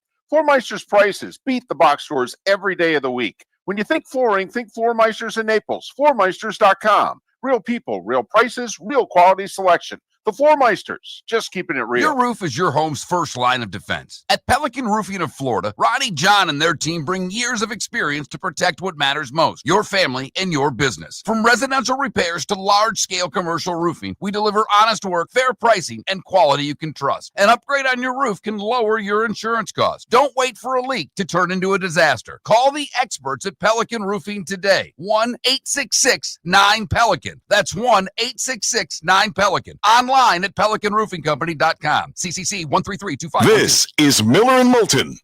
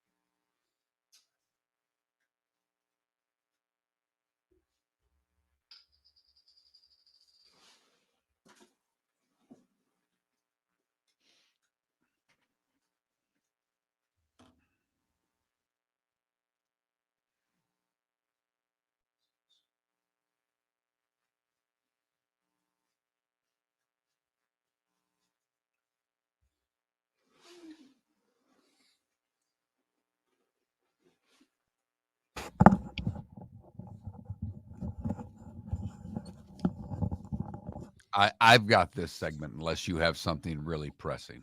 Nope. Good.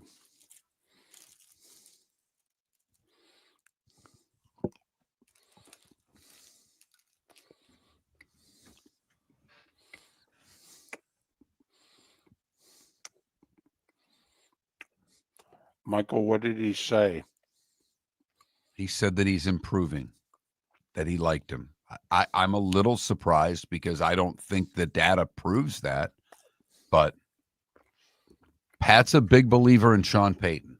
Mm-hmm. A big believer in Sean Payton. And Sean Payton's a big believer in Bo Nix. So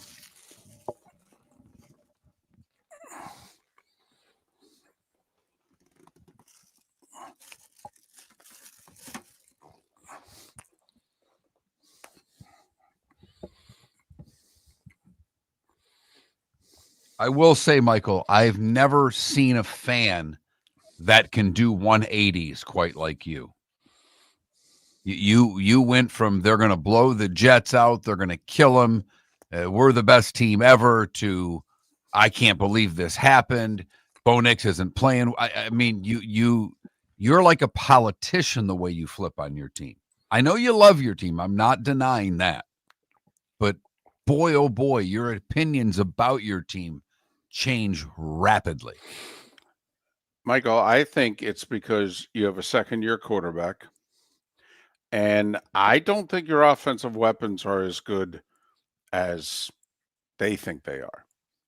I don't. I think they have a lot of above average weaponry. So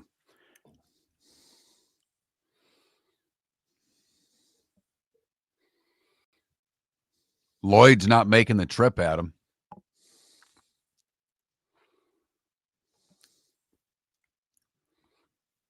Who? But the linebacker there that had the interception.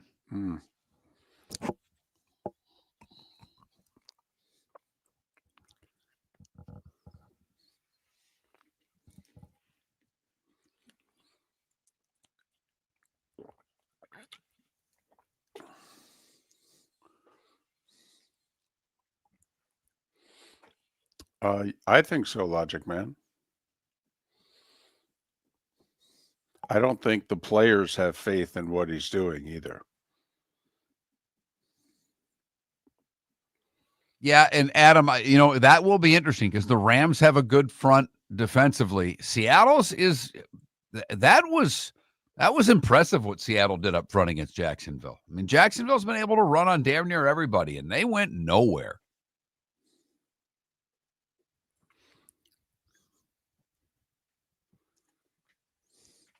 Well, Adam, they played really well against Kansas City with 2 backups on the field too.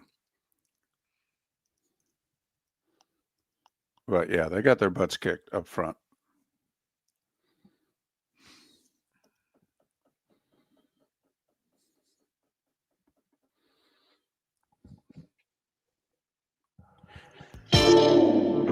Welcome to the bonus hour, brought to you by Jason and Todd at the Diamond District. And now, here's Mark Miller and David Moulton. 21 minutes after the hour. Good, bad, and ugly. What's on tap? Today was the day when. Some final thoughts, a pick or two. All coming up tomorrow on the show. Seth Everett, Bud Elliott, Chris Perkins. Well, David, yesterday I talked about what I thought was the best story from a great sports weekend and a great college football weekend.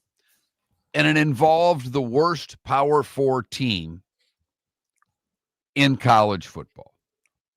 The fan at Oklahoma State that ripped his shirt off and started a revolution. Wait, come on. A revolution? Yes. That's my word. I'm sticking with it.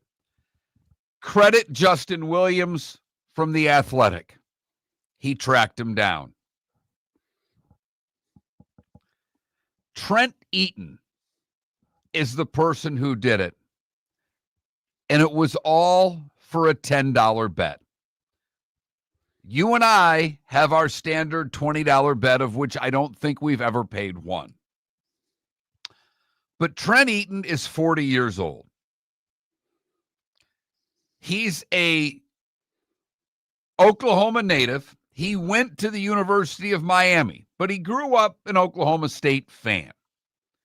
His sister is an Oklahoma State alum and a season ticket holder. She usually goes to the games with her husband. He couldn't go on Saturday, so she asked her brother if he'd like to come along. Trent Eaton's son goes to school at Oklahoma State, and at halftime, Dad met up with his son and met the son's girlfriend, or maybe already knew the son's girlfriend, and then went back to his seats in Section 1, and he commented on how empty the opposite side of the field was.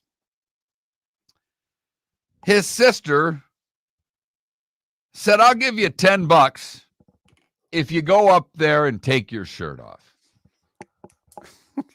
So he made his way to Section 231. And he said, and I quote, "It wasn't to be an idiot. Whether people were laughing at me or with me, as long as it made someone's day better, I'm all for it." He said, "I thought maybe 5 to 10 people would join in and then we'd all get tired. But once it got to 20, I was pretty sure the FOMO would kick in and people would start joining us just to say they did it. As he said, if a guy has a chance to take his shirt off, have a little fun, and make a fool of himself, he'll do it. I hadn't even been drinking. I just did it for the heck of it, but I'm sure there was some liquid courage for a few of them. The women's basketball coach has now asked the shirtless guys to bring that same energy to women's basketball games. Love it. The coach thought it was a student or a fraternity that did it. He's like, I'm not a student. I'm 40 years old. Trent, you missed an opportunity there. You needed to add, I'm a man. I'm 40. Ah, well played. But when the article was, or when the research for the article was done, he said he still hasn't been paid, and he didn't even care about it. He said, after the game, we went to lunch, and I ended up paying, so it actually cost me. It's probably a one-time thing. His wife is an Oklahoma grad, but he's hoping that some other fans pick it up. But I just thought we'd give a little follow-up. But Trent Eaton, a 40-year-old man, essentially on a dare from his sister, decided to make his way up from Section 1 to the opposite side of the stadium in Section 231, rip his shirt off, wave it in the air, and then everybody joined in. My favorite story in college football this year, and it's not close. I know. It's come on. That's funny. That's great. That is just an impromptu thing that happens. You know, I was lucky enough many, many, many years ago to go to the Buick Open that was in Grand Blanc, Michigan. And you could bring beer in at that point. You know, this is a lifetime ago. Right. And we brought a bunch of beer in, and there was 4 of us. And Robert Wren was the guy who won the tournament. I think he set a record for most under par in a 72-hole event, or at least came close to breaking it. And it was what started out as a small thing turned into this wild party. The next year, it got bigger because everybody heard about the 17th. The next year wasn't as much fun. The first year, when it organically just happened, before anybody talked about it and went back and told their friends, and look at, I'm guessing that they'll be ripping their shirts off at Oklahoma State games for the rest of the season. But there will only be that one time that there wasn't any prompt to do it. There was no reason. It was just organic, and it was great. Something that happened organically, and it was great, that I still think every time it happens is, for lack of a better word or phrase, really cool. We were lucky enough at CBS that we hosted the Gator game. I believe it was against Tennessee, and it was a handful of days, even less, after Tom Petty had passed away. And obviously the Gainesville connection. And so at the end of the third quarter, they played, I think it might have been LSU, but anyway, the band traveled, the visiting band, and usually the visiting band plays at the end of the third quarter, and they started to play, and the Florida fans drowned them with booze because Florida had decided that they were going to honor Tom Petty at the end of the third quarter and sing Won't Back Down. And so the band quieted down, and then they played it. And now, at the end of the third quarter of every home game, that's what you do in the Swamp. And, you know, I remember I got goosebumps, though, Mark. I mean, that very first time, and they were full-throated, and we were smart enough at CBS. We realized what was happening, and we rolled during the commercial. And then we basically begged on the field, hey, can we have 30, 40 more seconds? And the refs kind of looked at us, and the guy with the red hat was like, no, we want to air what just happened. And the officials were like, I hope we don't get in trouble for this. And so we came back from break and we played it. And, but yeah, it was awesome that it just organically happened. And then the fact that they continued it, I thought it was just going to be a one-time thing, but it was so awesome. And they said, you know what, we can honor Tom Petty at the end of the third quarter. And, hopefully our team won't back down here in the fourth. Well, I mean, the title of the song definitely works for a football game. Unlike what they do in Ann Arbor. No. About a guy whose girlfriend is sleeping with a different guy. I love the song, but the first time it's a great song. Yes. And it's a cool thing that they all sing Yes. it. It really is. And this isn't my anti-Michigan thing. It's very cool. It is. I'll be honest. Ann Arbor lacks a little pop at games. It has always been a stuffier atmosphere than other it is the quietest 105,000 that you'll see, and it adds some pop. But really, it shocked me a couple of years ago when we did our first game. All right, at least it was my first game in the big house, and I went, "This is their song at the end of the third quarter? I love this song." And then when it was done, I was like, "This is an interesting song to make your song." It really is. But yeah, it Mr. really Brightside. Okay. It lets you know how long the tradition's been, doesn't it? It also lets you know that at least at a young age, most of those Michigan, students have probably gone through that before.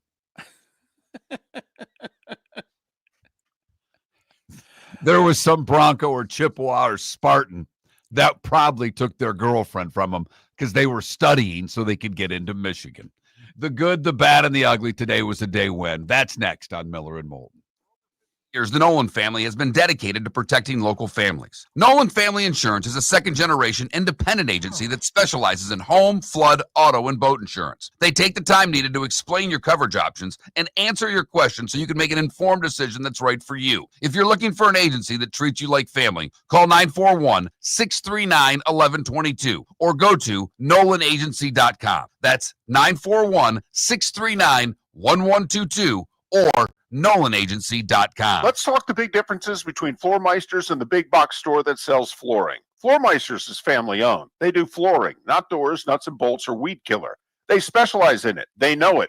Floormeisters backs their installer, so if there's ever an issue, good chance the boss, TJ, will come out and make it right. Floormeisters prices beat the box stores every day of the week. When you think flooring, think Floormeisters in Naples. Floormeisters.com. Real people, real prices, real quality selection. The Floormeisters, just keeping it real. Mark Miller for Sleep Treatment Direct. They are helping me with sleep apnea. And by helping me, I mean curing me. No more CPAP machine. No more snoring. No more tossing. No more waking up exhausted. Their expert team got me the right treatment fast and hassle-free. If you want to feel energized and get rid of your snoring, call Sleep Treatment Direct today. 444-1741. That's 239-444-1741. Sleep Treatment Direct. Sleep safe and sound. The Cape Coral Police Department is growing, and they want you to be a part of it. They're hiring new officers. Starting pay is between $74,000 and $90,000, depending on your experience. And with a $10,000 hiring bonus, you could be making $100,000. Enjoy paid holidays, off-duty details, plenty of OT opportunities. They're also hiring dispatchers and professional staff. So go to CapeCops.com. CapeCops.com. Be brave, be best. Be Cape. This is Miller and Moulton.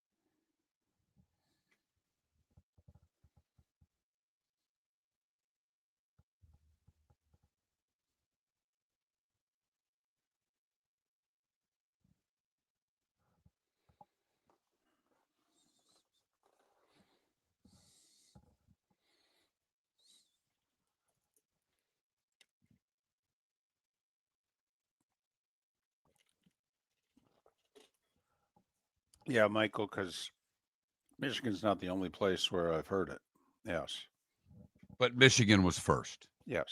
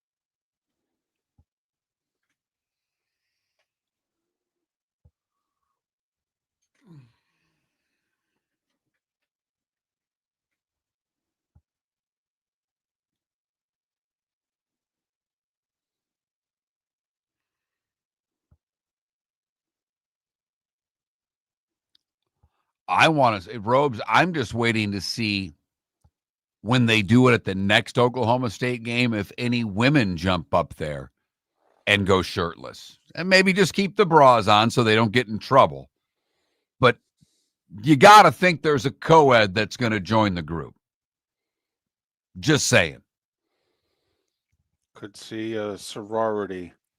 And if I were the sorority, I would go 2 sections over and take the guys on. Like, that would be funny to me. Keep the sports bras or something, but have T-shirts and just have them in bras. That would be hysterical.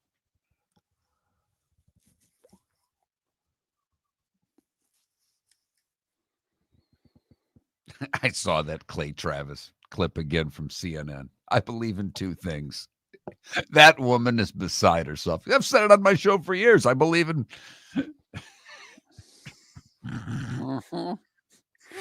They still haven't lifted the ban.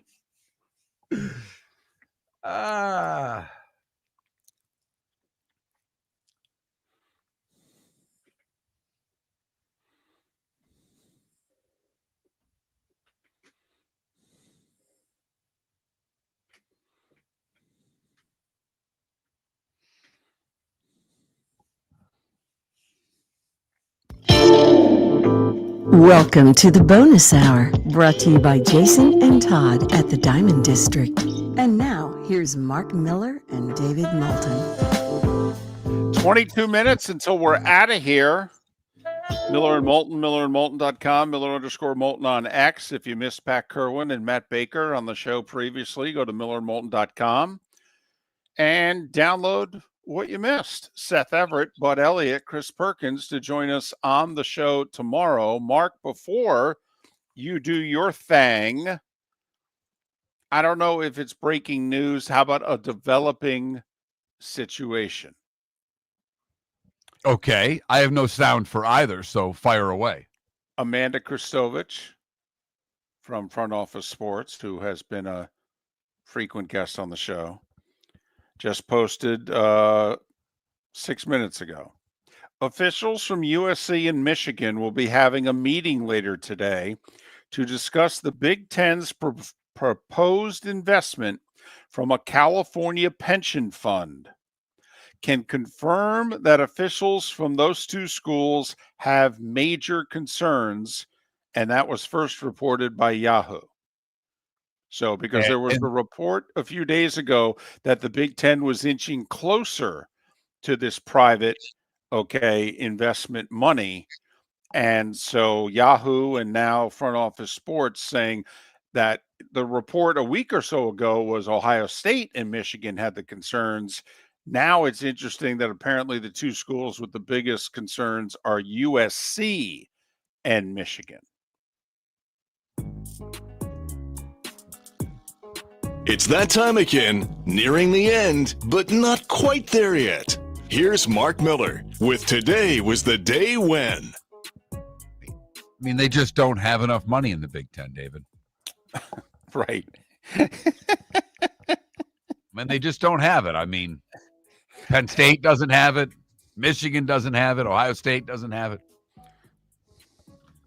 All right, we start today in 1892. The Adventures of Sherlock Holmes, a collection of 12 stories, was originally published in the Strand magazine. The first PGA championship took place today in 1916. Englishman Jim Barnes, your winner. Winnie the Pooh, released in 1926. JFK first suggested the Peace Corps. Today in 1960 in Ann Arbor at the University of Michigan. Martin Luther King Jr. announces the winner of the Nobel Peace Prize today in 64. That same day, Khrushchev replaced by Brezhnev as General Secretary of the Soviet Communist Party. The Beatles finished recording their double album, The Beatles, more commonly known as the White Album, today in 1968. Today in 79, the Great One scored his first NHL goal against the Vancouver Canucks. He tied the score at 4 with just over a minute remaining. My Tigers won their World Series today in 1984. Alan Trammell, your MVP. Namath number 12 was retired today in 1985. It was during a Monday Night Football game, and the Jets beat the Dolphins 23-7. Pulp Fiction opened in theaters today in 1994. And today in 2003, Steve Bartman got in the way of Moses Alou. He was blamed for being the turning point in the series. What was the turning point in the series to you, David? It was the double play ball hit to the Gold Glove shortstop in the 8th, which should have secured the 3-0 lead going to the bottom of the 8th for the Cubs, which instead turned into a 7-3 Marlins advantage going to the bottom of the 8th. Dwight Eisenhower, John Wooden, Roger Moore, Bob Kuchenberg, Harry Anderson, and Charlie Kirk would have all celebrated birthdays today. Ralph Lauren is 86. Charlie Joyner, 78. Tough guy David Schultz is 76. Thomas Dolby, you know, She Blinded Me with Science. He's 67. Keith Byers is 62. Joe Girardi, 61. Stephen A. is 58. Jim Jackson, Player of the Year in 92 for the Buckeyes, is 55. Javon Walker is 47. So is Usher. Brandon Whedon, who still has a couple years of eligibility left, is 42. Jared Goff, 31. And Emeka Ibuka is just 23 years old today. What did I miss, David? No, you were all over it. Did Michigan and Ohio State play in the Final Four that year? Yes. That was the Fab Five's first Final Four. They played the Buckeyes, didn't they, in the semis? And the Buckeyes beat them twice in the regular season, and then Michigan won the third game, I believe. So, yeah, I know Duke played Indiana in the other semifinal. I was trying to remember who Michigan, or was that the regional final that Michigan beat? Maybe it was a Ohio regional, State? but I know Ohio State beat them twice in the regular season. I think it was the regional final. I think it went to overtime. I thought Michigan beat Nick Van Exel and Cincinnati in the Final Four, but think about that. Indiana, Michigan in the Final Four, and Ohio State losing in the Elite Eight. You know, Mark, the Big Ten, you know, when they competed for national championships in basketball with multiple schools. Last one, Sparty. 25 years ago. Unbelievable. Time to see life a little bit differently. Here's Mark Miller with the good, the bad, and the ugly. What do you got, Mark? We go to Destin, Florida for the good, where a lady was out taking a dog for a walk. 86-year-old woman had a dog named Eeyore out for a walk. She didn't come back home, and her husband reported her missing. So, County Sheriff Devin Miller went looking because it had been over an hour. When he drove around the neighborhood, he spotted the dog in the middle of the road. The dog trotted up to the deputy. Deputy responded, "Hi, where's your mommy?" The dog led her to a nearby spot where the woman had fallen. The deputy said he practically dragged me to her. She was alert, taken to a medical facility. She said she was astonished that Eeyore had guided the deputy to her, noting that it wasn't even her dog. For the bad, we go to Tampa, where some people were evacuated in a Tampa neighborhood on Monday because a person inside a home mixed chemicals which caused a small explosion, damaging the roof and leaving fumes coming from the home. Hazmat and Tampa police bomb squad were called out to the home, evacuating nearby homes. Residents were able to return a short time later. And finally, the ugly will stay in Florida and will stay in the Tampa area and go to the Gentlemen's Club. Atlantis Gentlemen's Club, where Jordan Cotto showed up to speak with management, but he got into a verbal argument. It was at that point that he grabbed a weapon from his vehicle and tried a drive-by. That weapon, a cheeseburger. He threw the burger at a victim, hitting him on the shoulder and causing, and I quote, bodily harm. The man, however, was not seriously injured by the cheeseburger. When questioned by police, Cotto confessed to the crime and showed no remorse. The defendant said he'd throw a cheeseburger again. That is the good, the bad, and the ugly on today, Tuesday, October 14th. And it's brought to you, as always, by the Cape Coral Police Department. Cape Coral Police Department hiring new officers, great signing bonuses, great pay. If you're interested, where do you go, David? CapeCops.com. CapeCops.com. It's never going to get old to me. I hope it doesn't to you listening. I really don't. I don't want you to get bored with it, but I smile every day. I may smile more at that now than I do for How the Heck Are You at 6:01:20, if you will. Now, see, we stopped doing the hump day, okay, once a week. And you know how much, I love Mike. And you were like, nope, that's it. After like 2 months of me playing it like 8 straight Wednesdays, you were done. Well, that annoyed me. I know. How the Heck Are You makes me smile. And you wanted to dump that years ago. Yes. And literally, that's when we actually worked in this building. And people who didn't listen to our show were like, no. People who had offices down the hall who heard it every day. We were doing afternoons. They're like, no. You can't quit doing that. That makes me smile in the afternoon. People who didn't even like us. Right.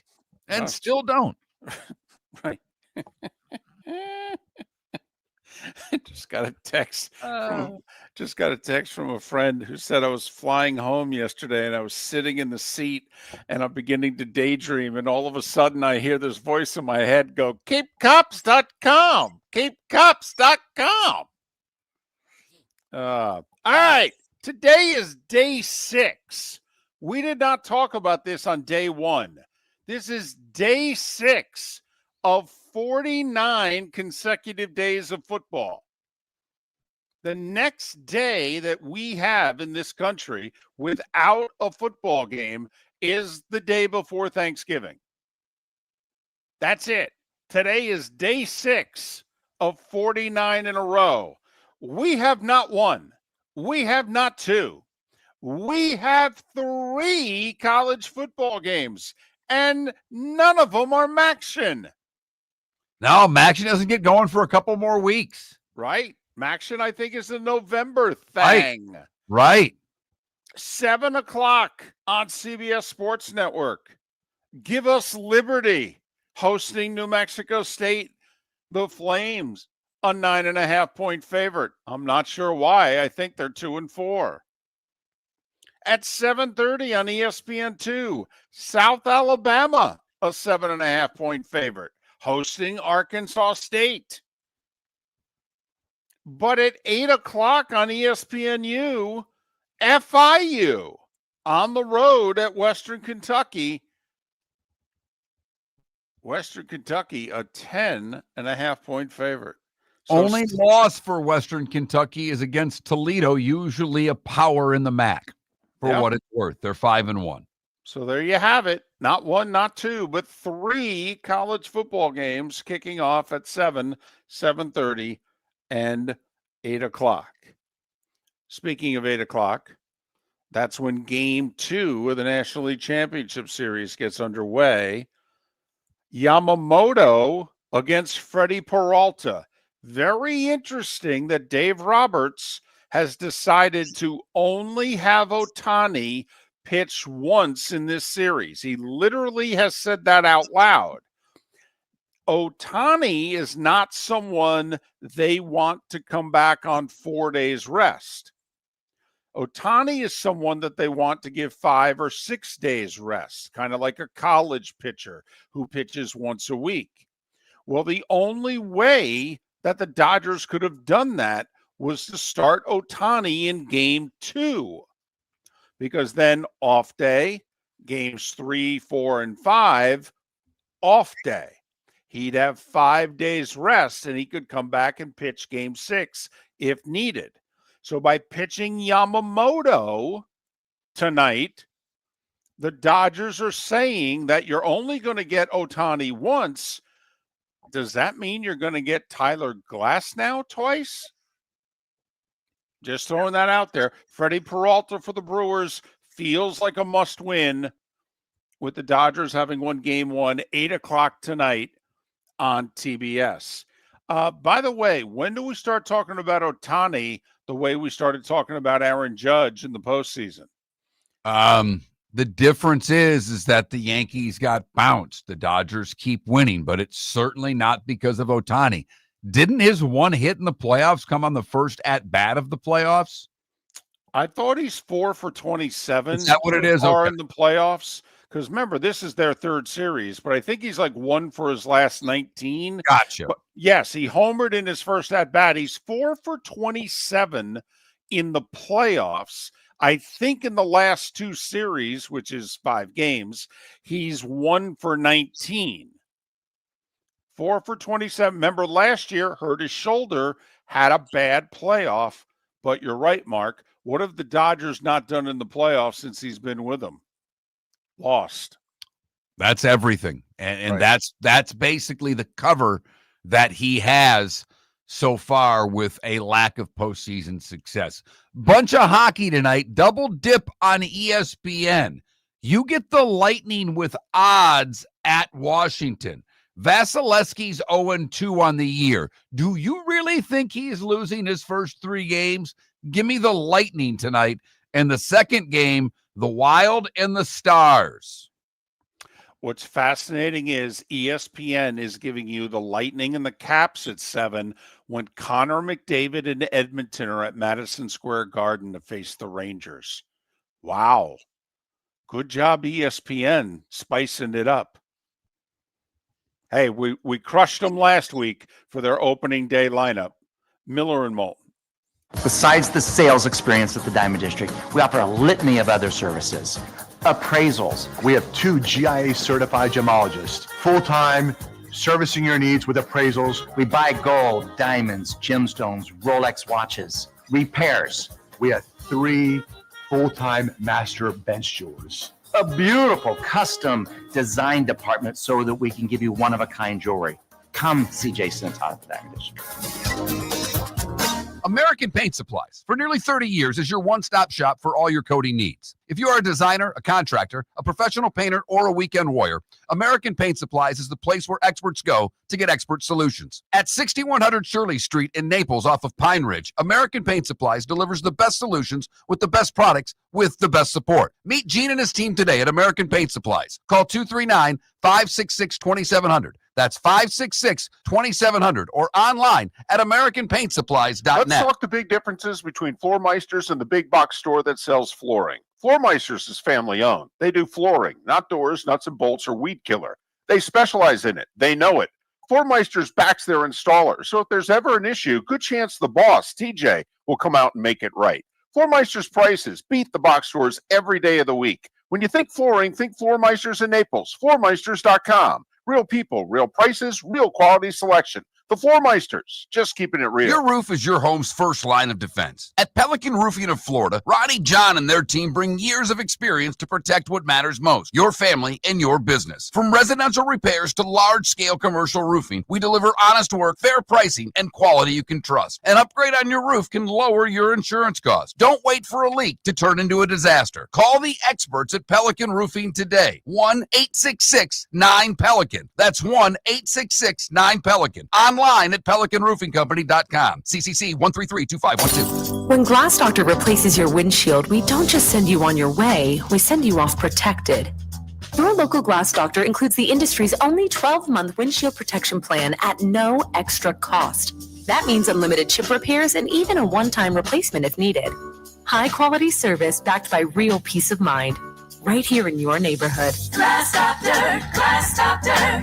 Call the Glass Doctor, we fix your pains. Oh, yeah. Exclusions apply. See your local Glass Doctor for details. Mark Miller for Sleep Treatment Direct. They are helping me with sleep apnea. And by helping me, I mean curing me. No more CPAP machine. No more snoring. No more tossing. No more waking up exhausted. Their expert team got me the right treatment, fast and hassle-free. If you want to feel energized and get rid of your snoring, call Sleep Treatment Direct today. 444-1741. That's 239-444-1741. Sleep Treatment Direct. Sleep safe. And This is Miller and Moulton.